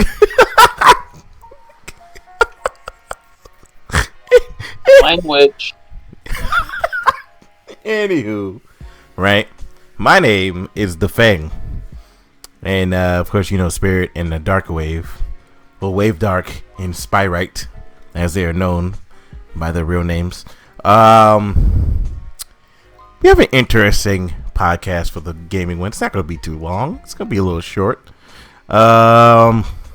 First things first. Spirit asked a question. Spirit, go ahead and post a question, everybody. Well, this question was just something that I saw and that a bunch of people was also complaining about. Apparently, like, I think it was Spider-Man or some shit. It was the speed run for it, and people was getting pissed because of the speed run. It was like, oh wow, I completed this game in 4 hours, and people was like, well, now I don't want to play it. If you do the speed run, it's gonna be 4 hours, and so question was just like, do speed runs kind of like ruin games, whatever, like No. that. No. Look at that, easy answer. No, like a lot of people do say speedruns are bad, but I literally say every time speedruns don't ruin games at all. If you watch a speedrun, it's at your own peril if you're spoiled or you see an exploit. You know, that doesn't even that doesn't even remotely make sense. Why would somebody even get mad at a speedrun when that's a person's job that they do, which is speedrun games? The thing about speedrunning is that it's also based on. Well, first of all, you have to actively look that shit up. Number one, so if you get angry that you're watching a speedrun, why would you even look up a speed? Number two, who gives a shit if it takes someone 4 hours to beat the game because they chose a speedrunner? What does that have to do with you, the individual who wants to play the game? It's one thing if they just play. It's one thing if it was like Heavenly Sword and you can do everything under the sun and still beat the game in about 5 hours. That's one thing. That's speedrunning, but you have to actively look that shit up. I don't even understand why people get upset with that. So. Yeah, that doesn't even make any sense. Like, look, I love speedruns, and I put them on the background of this podcast every goddamn time we do this podcast. Literally, one's playing right now. So why is it that why would somebody even get mad that you can beat Spider-Man Miles Morales in the amount of time you can beat it? It doesn't even make sense. Like, there are games out there now that you can beat in seconds. I'm pretty sure somebody would get mad that you could beat Halo in an hour instead of how long it probably took them to beat Halo. Like, what the fuck, bro? Yeah. That doesn't even make any sense. People are just fucking. I feel like they're just I don't know. jealous. I mean, you have to like. You said You what? just have to actually look that shit up. Like, I don't see why you even are upset. Yeah, that's why I said it doesn't make any sense. Like, you can't just specifically just go speedruns ruin games and then go look at a speedrun. I'm going back. That's your fault. How does it ruin games when you did that to yourself? Like, how? Like, how, Sway? Right. Like, hell, again, I look up speedruns all the time. I do this a lot. It's just, it's a fun thing for me to watch. I like watching games being destroyed like that, or somebody beating a game in like a couple hours or minutes. But it's whatever. You have anything else to say on that, Spirit? No. Okay, you sure? Yes. All right, cool. All right, next thing's next. I guess we could save the PS5 and the Xbox reviews until next week. Of course, we could talk about those. AEW had a game reveal which was pretty goddamn funny. Did you see it, Darkwave? Mm-hmm. That was the funniest, dumbest thing I've ever seen in my life. And the fact that the guy who made No Mercy is making this game, I'm gonna have to say, yep, the joint is gonna be fucking fire. So. Wait, Spirit, We'll see. Spirit, have you played No Mercy? I have not. Played No Mercy, but you know how long it's been since I played No. I don't remember that shit. I've actually been more of the WWE SmackDown game, Raw versus. I get you. I mean, I played No Mercy, but it's been so long that I don't remember shit about No. So for me, it's like, okay, I'll gauge it when I actually play it. Yeah. Okay. Next thing. Oh, hold up. No, the AO. Not gonna lie, during that little presentation, Kenny Omega was the funniest person in that joint. So. Or everybody that came out after Kenny Omega was just fucking stupid. Especially when Cody came out and they were just frying him up behind his back. That shit was so funny, dog. I was just like, yo, they're all idiots. The PlayStation and Xbox, the pre-orders have been a little failing. Anybody else notice that shit? A lot of things failing about release shit. Ayo. Yeah, console release is terrible. And if there's one thing you said what? It's probably one of the best ever, but as far as release, it's definitely the worst. Yeah, it's the worst console release. And I'm pretty sure I can say this emphatically now that I have both of these consoles sitting there looking dead at them. Right? I'm going to say this. And I'm not saying this as a fanboy either. Right? These are the worst looking consoles of all time. Yep. One looks like a fucking fridge. The other one literally looks like a fucking a binder. Like, what the fuck were they thinking? Both of these people were on cocaine when they made this damn console, bro. Like, yo, what? What else? Oh shit. All right. Let me get to the thing that I need to say. Guys, it's time we play the game here. It's a game I wanted to play for a week. So, Kotaku. Has anybody read the Kotaku articles that made them look like they were all massive, stupid people there? I mean, there's plenty of articles that does that. You have to be specific, sir. Oh, I'm going to read you an excerpt. I want you to guess what the article is about. Spirit, are you there? Partially. Okay. All right. I'm going to read this. It says, and I quote, "Any uniform arrangement of small holes or spaces induces revulsions in me, accompanied by a slight flight response. Common triggers for me usually organic, but can include man-made things, such as certain manhole covers, those lotus pods that can come with Korean barbecue, or dried in potpourri, pine cones, sunflower heads, gauze, and bandage. Any liquid mixture and bubbles is like cooking pancakes or blooming yeast. This maps the election results a great at the top of the blank." Now, it's this. Sorry, I'm not sure about that. Alexa, shut up. Is this A, about the Xbox Series X, B, a piece about shoes, or C, about Get Bent Industries?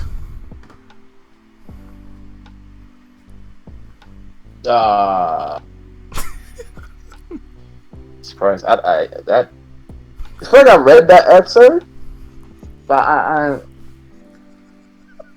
don't know. I feel like I've read that and then just immediately just clicked off the page. Does anybody have a guess? There's only 3 answers. I'll give you a hint.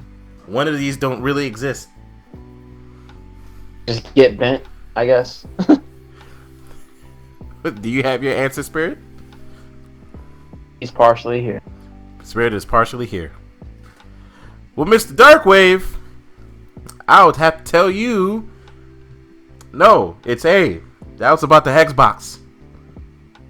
It was about the top gradings in the Xbox. Apparently, somebody has trypophobia, whatever the fuck you call it, where you fear a cluster of holes from looking at the top of the fucking Xbox. And then people are like, you are the dumbest fucking... Oh, people Lord. are doing it. Just fucking. Yeah. And I have another one for you, Darkwave. Right? Mm-hmm. Right. Listen. This is going to be funny as shit. It says, this world is still reeling under the weight of COVID-19 pandemic. There are more Americans out of work right now than any point in the country's history, with no relief in sight. Our healthcare system is inherently evil institution that forces people to rather than life-saving medications like insulin and choose suicide over suffering with untreated mental illnesses. Is this about the PlayStation 5 review, B, a COVID article, or C, a hit piece about the dragons flying backwards in Skyrim? I'm just going to assume the PlayStation 5 shit. It is the PlayStation 5 review for Kotaku, man. This is the funniest shit I've ever goddamn seen in my life. Like, what the fuck would you think you would put that article out there, man? Jesus Christ, bro. Holy shit. Like, it's legit. It's legit. It's the PS5 review. And Kotaku's been receiving, like, massive backlash for it. Ever since what's his name left, people have just been making fun of them. Jason Schreier. Ever since Jason Schreier left, people have been succinctly making fun of these people because they look like the biggest dumbasses in all of history. I mean, Kotaku's a bunch of fucking. You are right on that one, sir. They're just, this whole console shit is a bunch of fucking garbage. No one can say. I don't know. Like, I have nothing good to say because honestly, there's just nothing good to say to me. Sure, they're good systems in terms of the software they produce. Hey, hold up before you go on that rant. Spirit, would you like to leave? You can leave now. Oh, yay. Yeah, get out of here. Nobody needs you. Okay, bye. No, Spirit. I don't care. Finish what you was saying, Darkwave.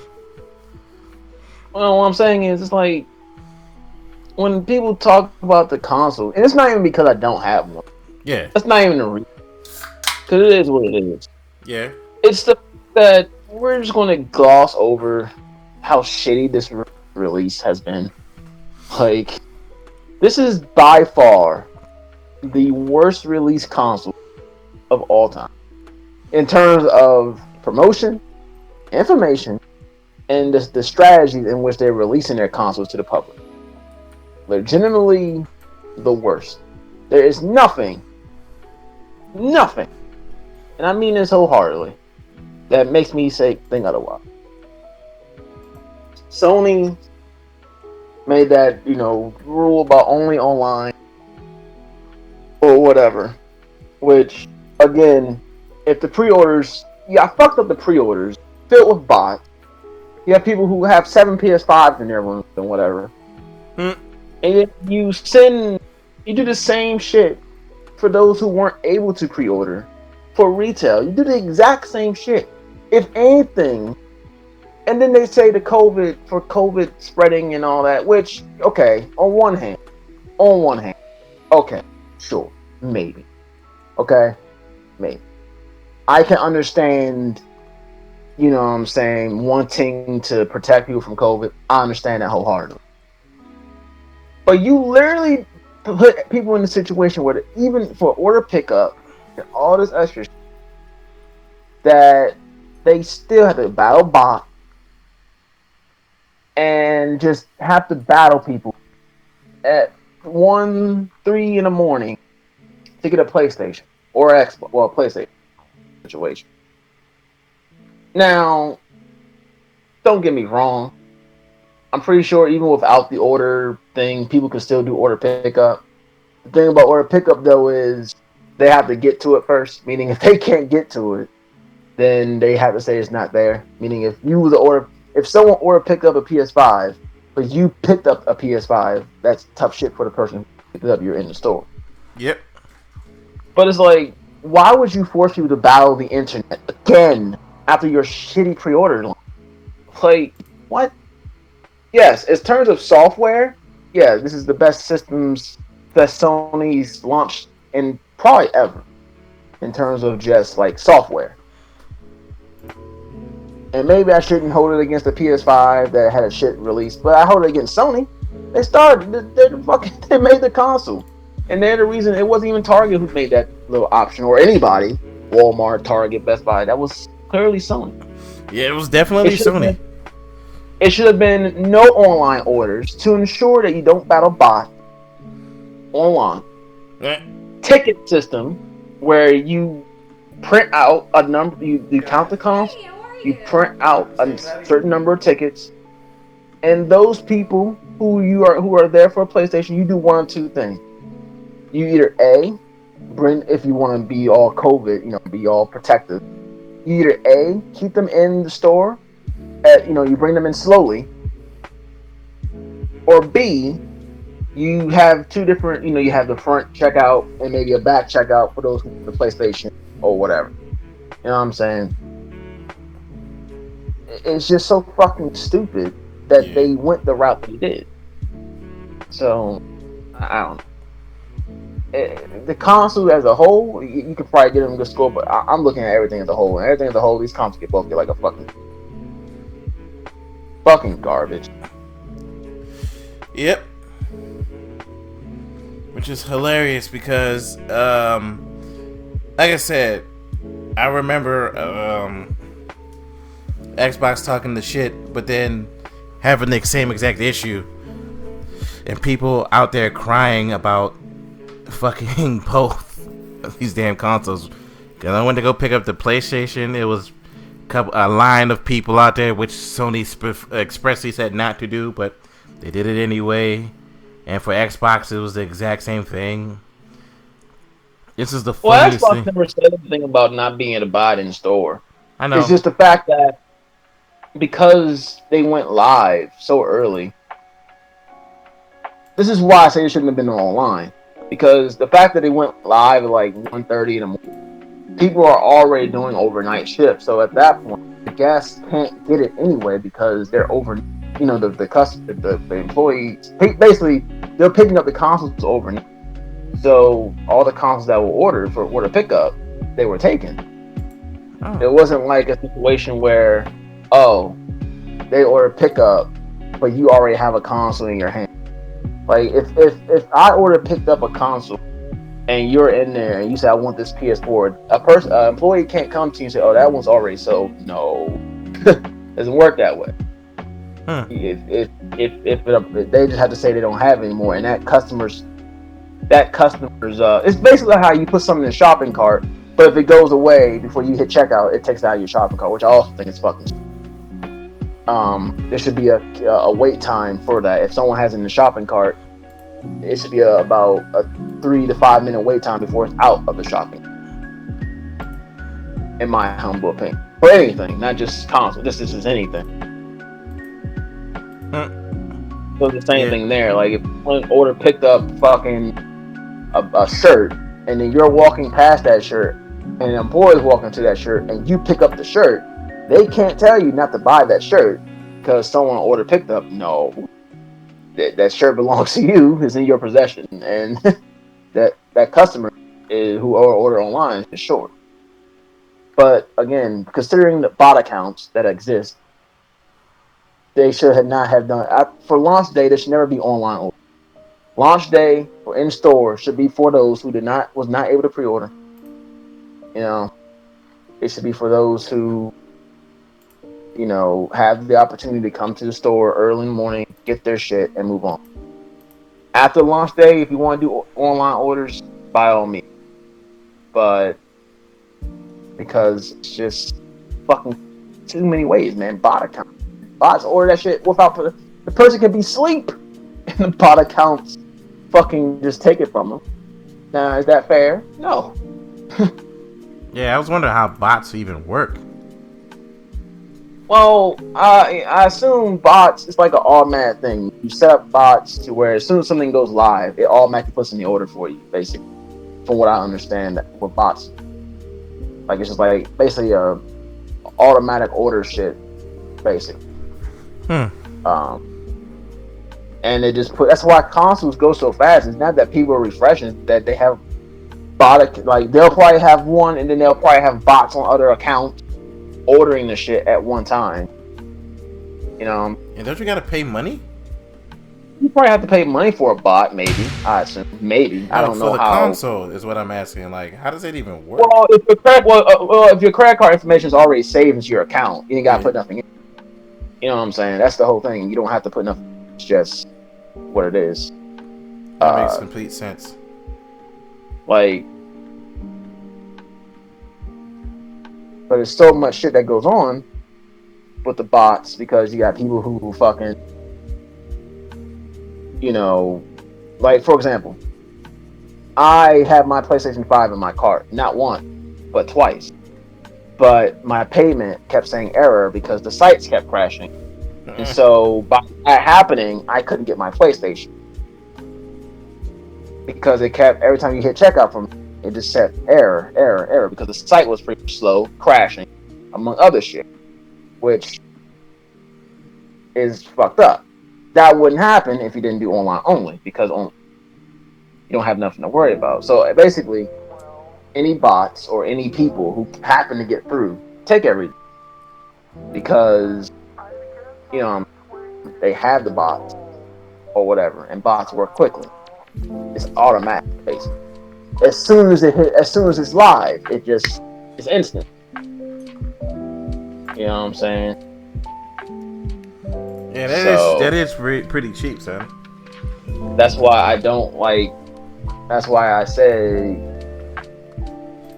it should never be a situation where on launch day for consoles of this magnitude to be ordered online. It's fucking stupid. Because, and that's Sony's fault. Because, I don't know. It's fucking stupid. We can move on. I don't want whatever. Actually, no. We didn't have too much to talk about in the gaming world. We would have needed Mr. What's his name, so I think we're good. Unless you had anything with that. I mean, like, I want to play this 5. Yeah. But, after seeing Godfall, which, you know, the answer is no. I'm not buying that until it's on sale. Yeah, I wanted to talk about that one, actually. Yeah, Godfall, the combat in that game is pretty fun. Everything else about that game is fucking terrible. What the fuck, man? Well, I've said this before, and I've said this on the podcast. It's a loot game. Like, yeah, you are 110% correct on that one, son. Exactly. I mean, look at the track record. Like, look at the track record. Outside of Borderlands, Destiny 2, Division 2. What's the other fucking Anthem? Any other game of that type. Now, they all start off in a way where it's playable, but nothing wows you with Destiny. It took literally almost a year and a half before Destiny, or 6 months to a year and a half before Destiny 1 became fucking, great. It took fucking almost a full second game for the Division to become relevant. Damn. Son. And Godfall, which is essentially not even a multiplayer. It's a co-op, but it's no multiplayer, so you're not going to have the people trying to get on that. And then when you look at Godfall and how its system is, it's basically, it's like, okay, we're going to take Anthem's way of using like different suits, but, and as most people would say, just different warframes, basically. It's all they are, different warframes. Give it a nice slashing melee and a lackluster story. You can't expect people to sit there And first of all, you can't even pick the suit you want when you first start off. Number one, Yeah, you you're pick. you're you're stuck to picking the Phoenix suit. Which again, with a game like that, why can't I just pick the first suit that I want and then unlock all the others Yeah. in They whatever order? stuck me with the Phoenix suit, and I was like, I didn't want this one. Exactly. It's like you're forcing me to play the way y'all want me to play until I unlock all this. Then I can play the way I want to play. Doesn't make sense to me. Why? That's like saying on Destiny 2, you can't pick Titan, Hunter, Warlock. We're gonna make you play as all three for about 2 hours apiece, and then you can pick one. I don't want to play as a Titan. I don't want to play as a Warlock. I want to play the fucking Hunter. Let me pick the Hunter, please. Even Warframe gives you a choice of 3 suits to start off with. You start with Excalibur for about the tutorial. That's it. Just like you start with the little lion suit for the tutorial on Godfall. That's fine. But after the tutorial, let me pick what suit I want. And the combat can be great all day, but and then you'll have the shields out there. Oh, you gotta get the end game. That's where it really picks up. I'm sorry. Why should I have to spend 15 hours or 10 hours, 15 hours beating the game before it actually becomes good? Like, what kind of logic is that? Yeah, it doesn't make any sense. The game should be good from start to finish. Not saying that Godfall is bad. It's not a bad game. It's just it's nothing that's going to wow me. It's not worth $70. It's a typical run around, get your loot, as I said it would be.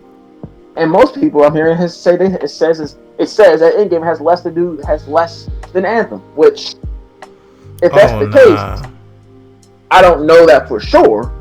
But if that is the case, if it has less than Anthem and endgame, what's the point? This is why I don't understand these loot games. All these fucking developers think, oh, loot games are the way to go. Okay, maybe so.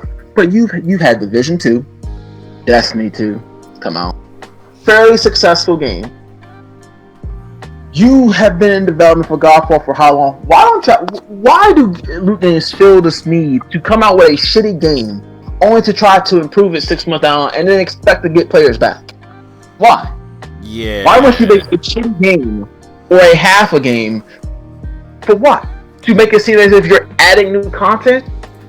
How about you give me an actual good game to make me happy, to actually make me want to stick around for your later content, instead of giving me a shit game or a mediocre game like Godfall and say,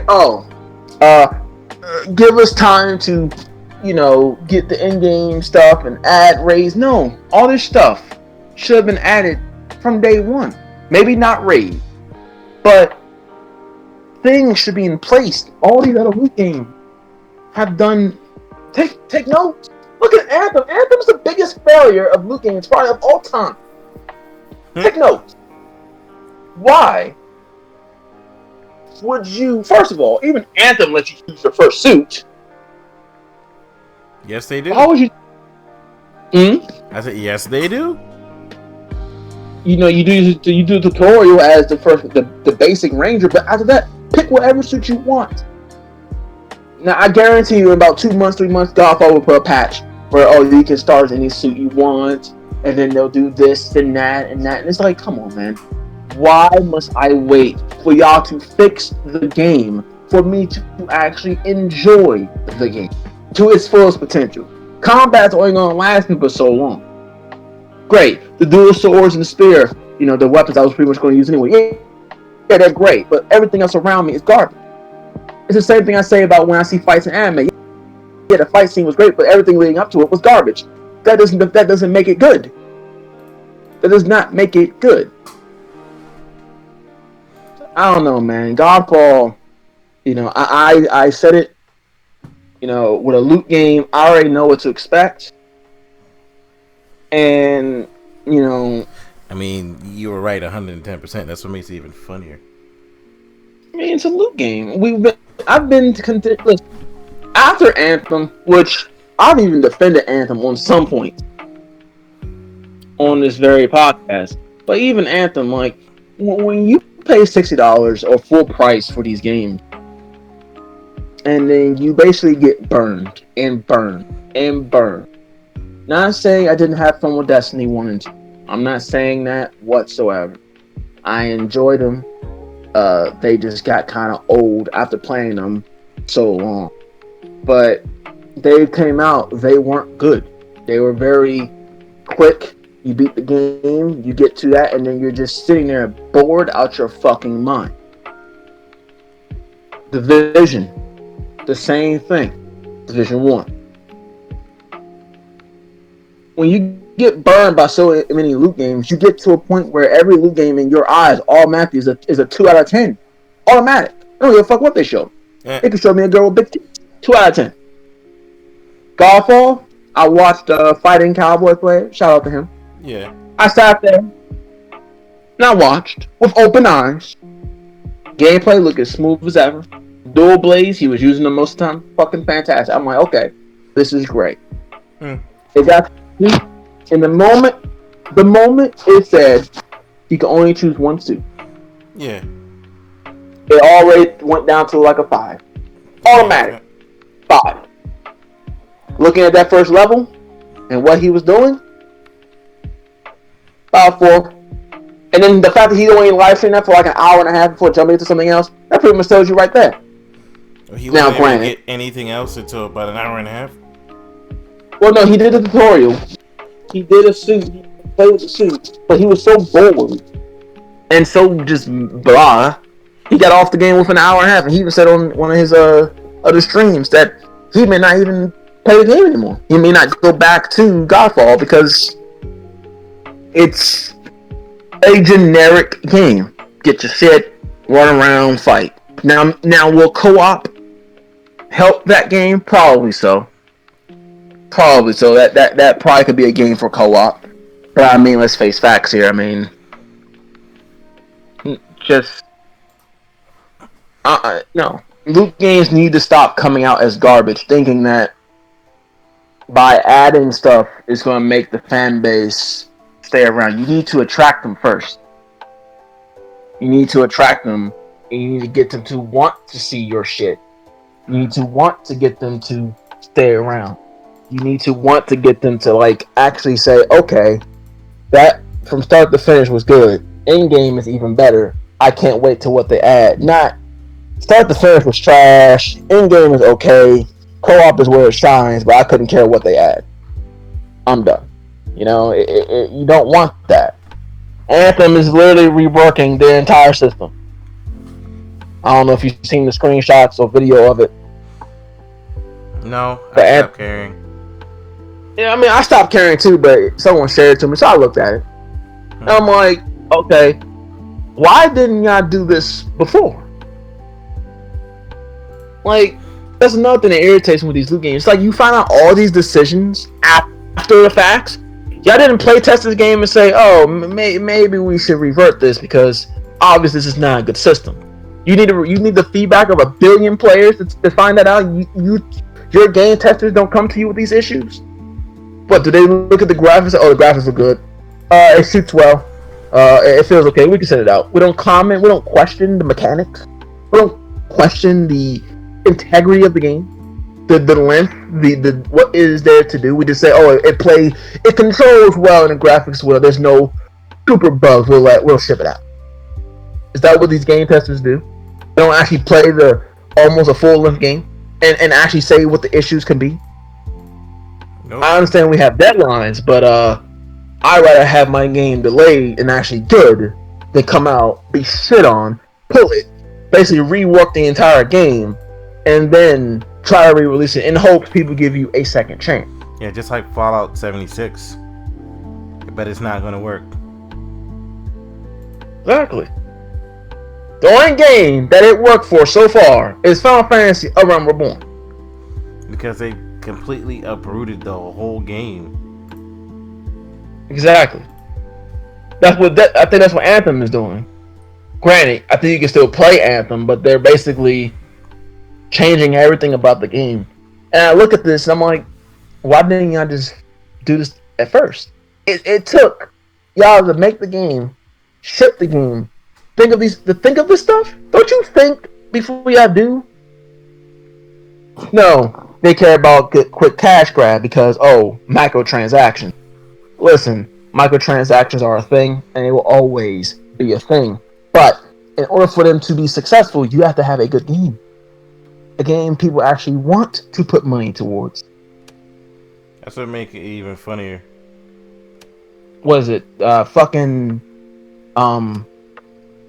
Godfall, as of now, is not that game. You know, no game should make me go all the way to end game before it's good. I shouldn't look at Godfall and say, okay, is this a worse Warframe? I should not say that. Damn. Why am I looking at this Warframe? Why? I'm looking at these suits. 12 suits. Different perks. Sounds familiar, doesn't it? Warframe. Well, they have like 45 suits now, 30 suits now. Different perks, different abilities. The Phoenix is a female. What? Not great. I'm fine with that. That was. But it's like, not just a male. What happened here? Are these actual characters? Yeah, that's the part that fucked me up a little bit. I was like, huh? When I started speaking, I was like, why did my character just change from male to female? Like, I'm fine with having a female character. I don't mind it at all. But it's like, so are these suits people, or am I a person in a suit? What's going on here? You know, am I like, what the fuck? But like I said, man, once I saw I couldn't even choose you can't even choose your first star. You can play, I don't know when co-op unlocks, but it's just, that has to be fixed. Ace. That's like, honestly, I feel like if people from day one, not saying it would fix the game by any means, but if people from day one could have like picked their own suit to start with, that would have probably helped a lot. You know, now you can start with the suit you want, whether it's for aesthetics or the perks, whatever the reason. But they opted not to, and Godfall will die. And then in about 2 months, we'll be hearing about a major overhaul, like all loot games. And then they'll expect us to come back and give them a second chance once they overhaul the game. Which, again, why didn't I just do this before the game came out? You mean like how Avengers is failing miserably right now? And then these motherfuckers are like, that's the other game I was thinking about, Avengers. Yeah, they're like, you'll come back when we add this, and people are like, no. They literally said, oh no, people will flock back when we add the cloning facility, the AIM cloning facility, and everybody going, your game is the AIM cloning facility because you only fight fucking aimbots. Like, what the fuck, bro? They expect, you know what? Honestly, I think when these developers make these loot games, I really do think they think that all we care about is just the grind of it all, and not really giving a shit about, like, you know, everything that goes with that. I really do think they sit here and they think that we don't care about, like, the actual fucking the actual, like, story. I think they say, oh, we'll give them good looking graphics and characters and they'll be fine. No, I want to be entertained. I want to have fun. And I want a game that's not gonna fucking bore me to fucking tears. Yeah, Godfall, like I said, it's not it, Chief.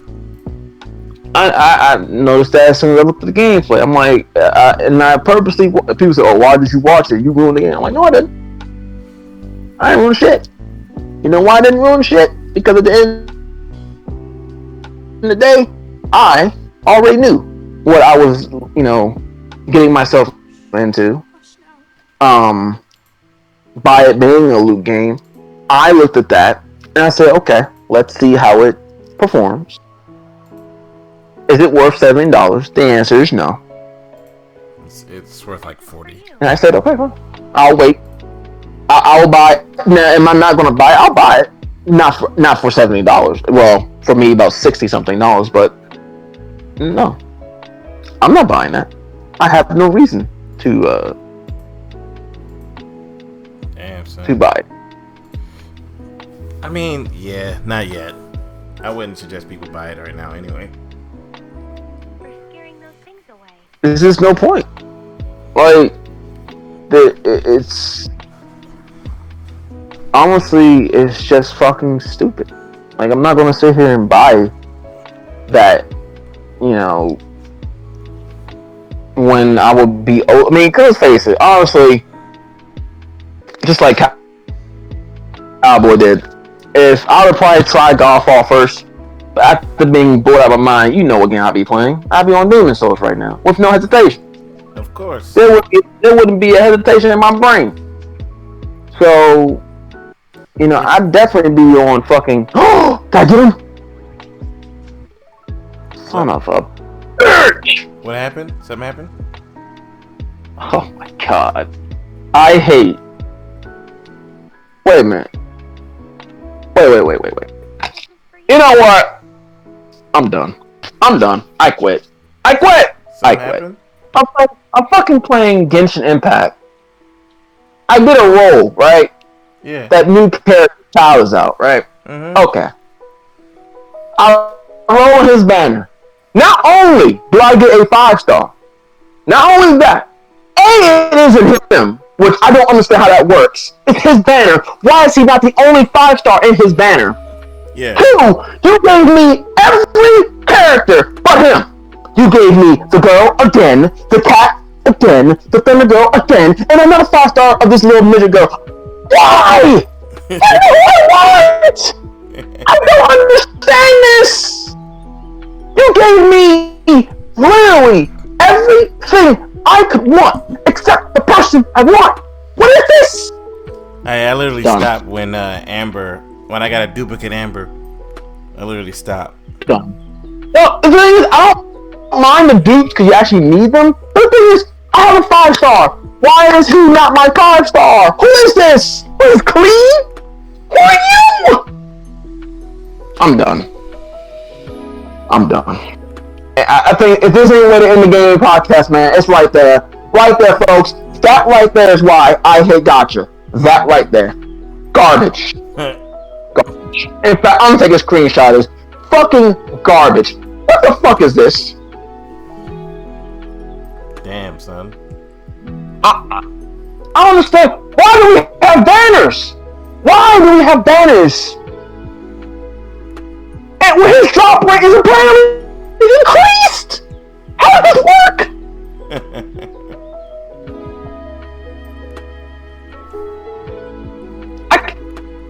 What?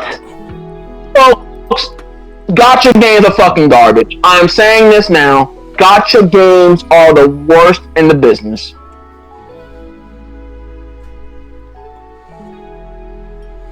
You gave me every character again and gave me a 5-star that apparently is on this banner.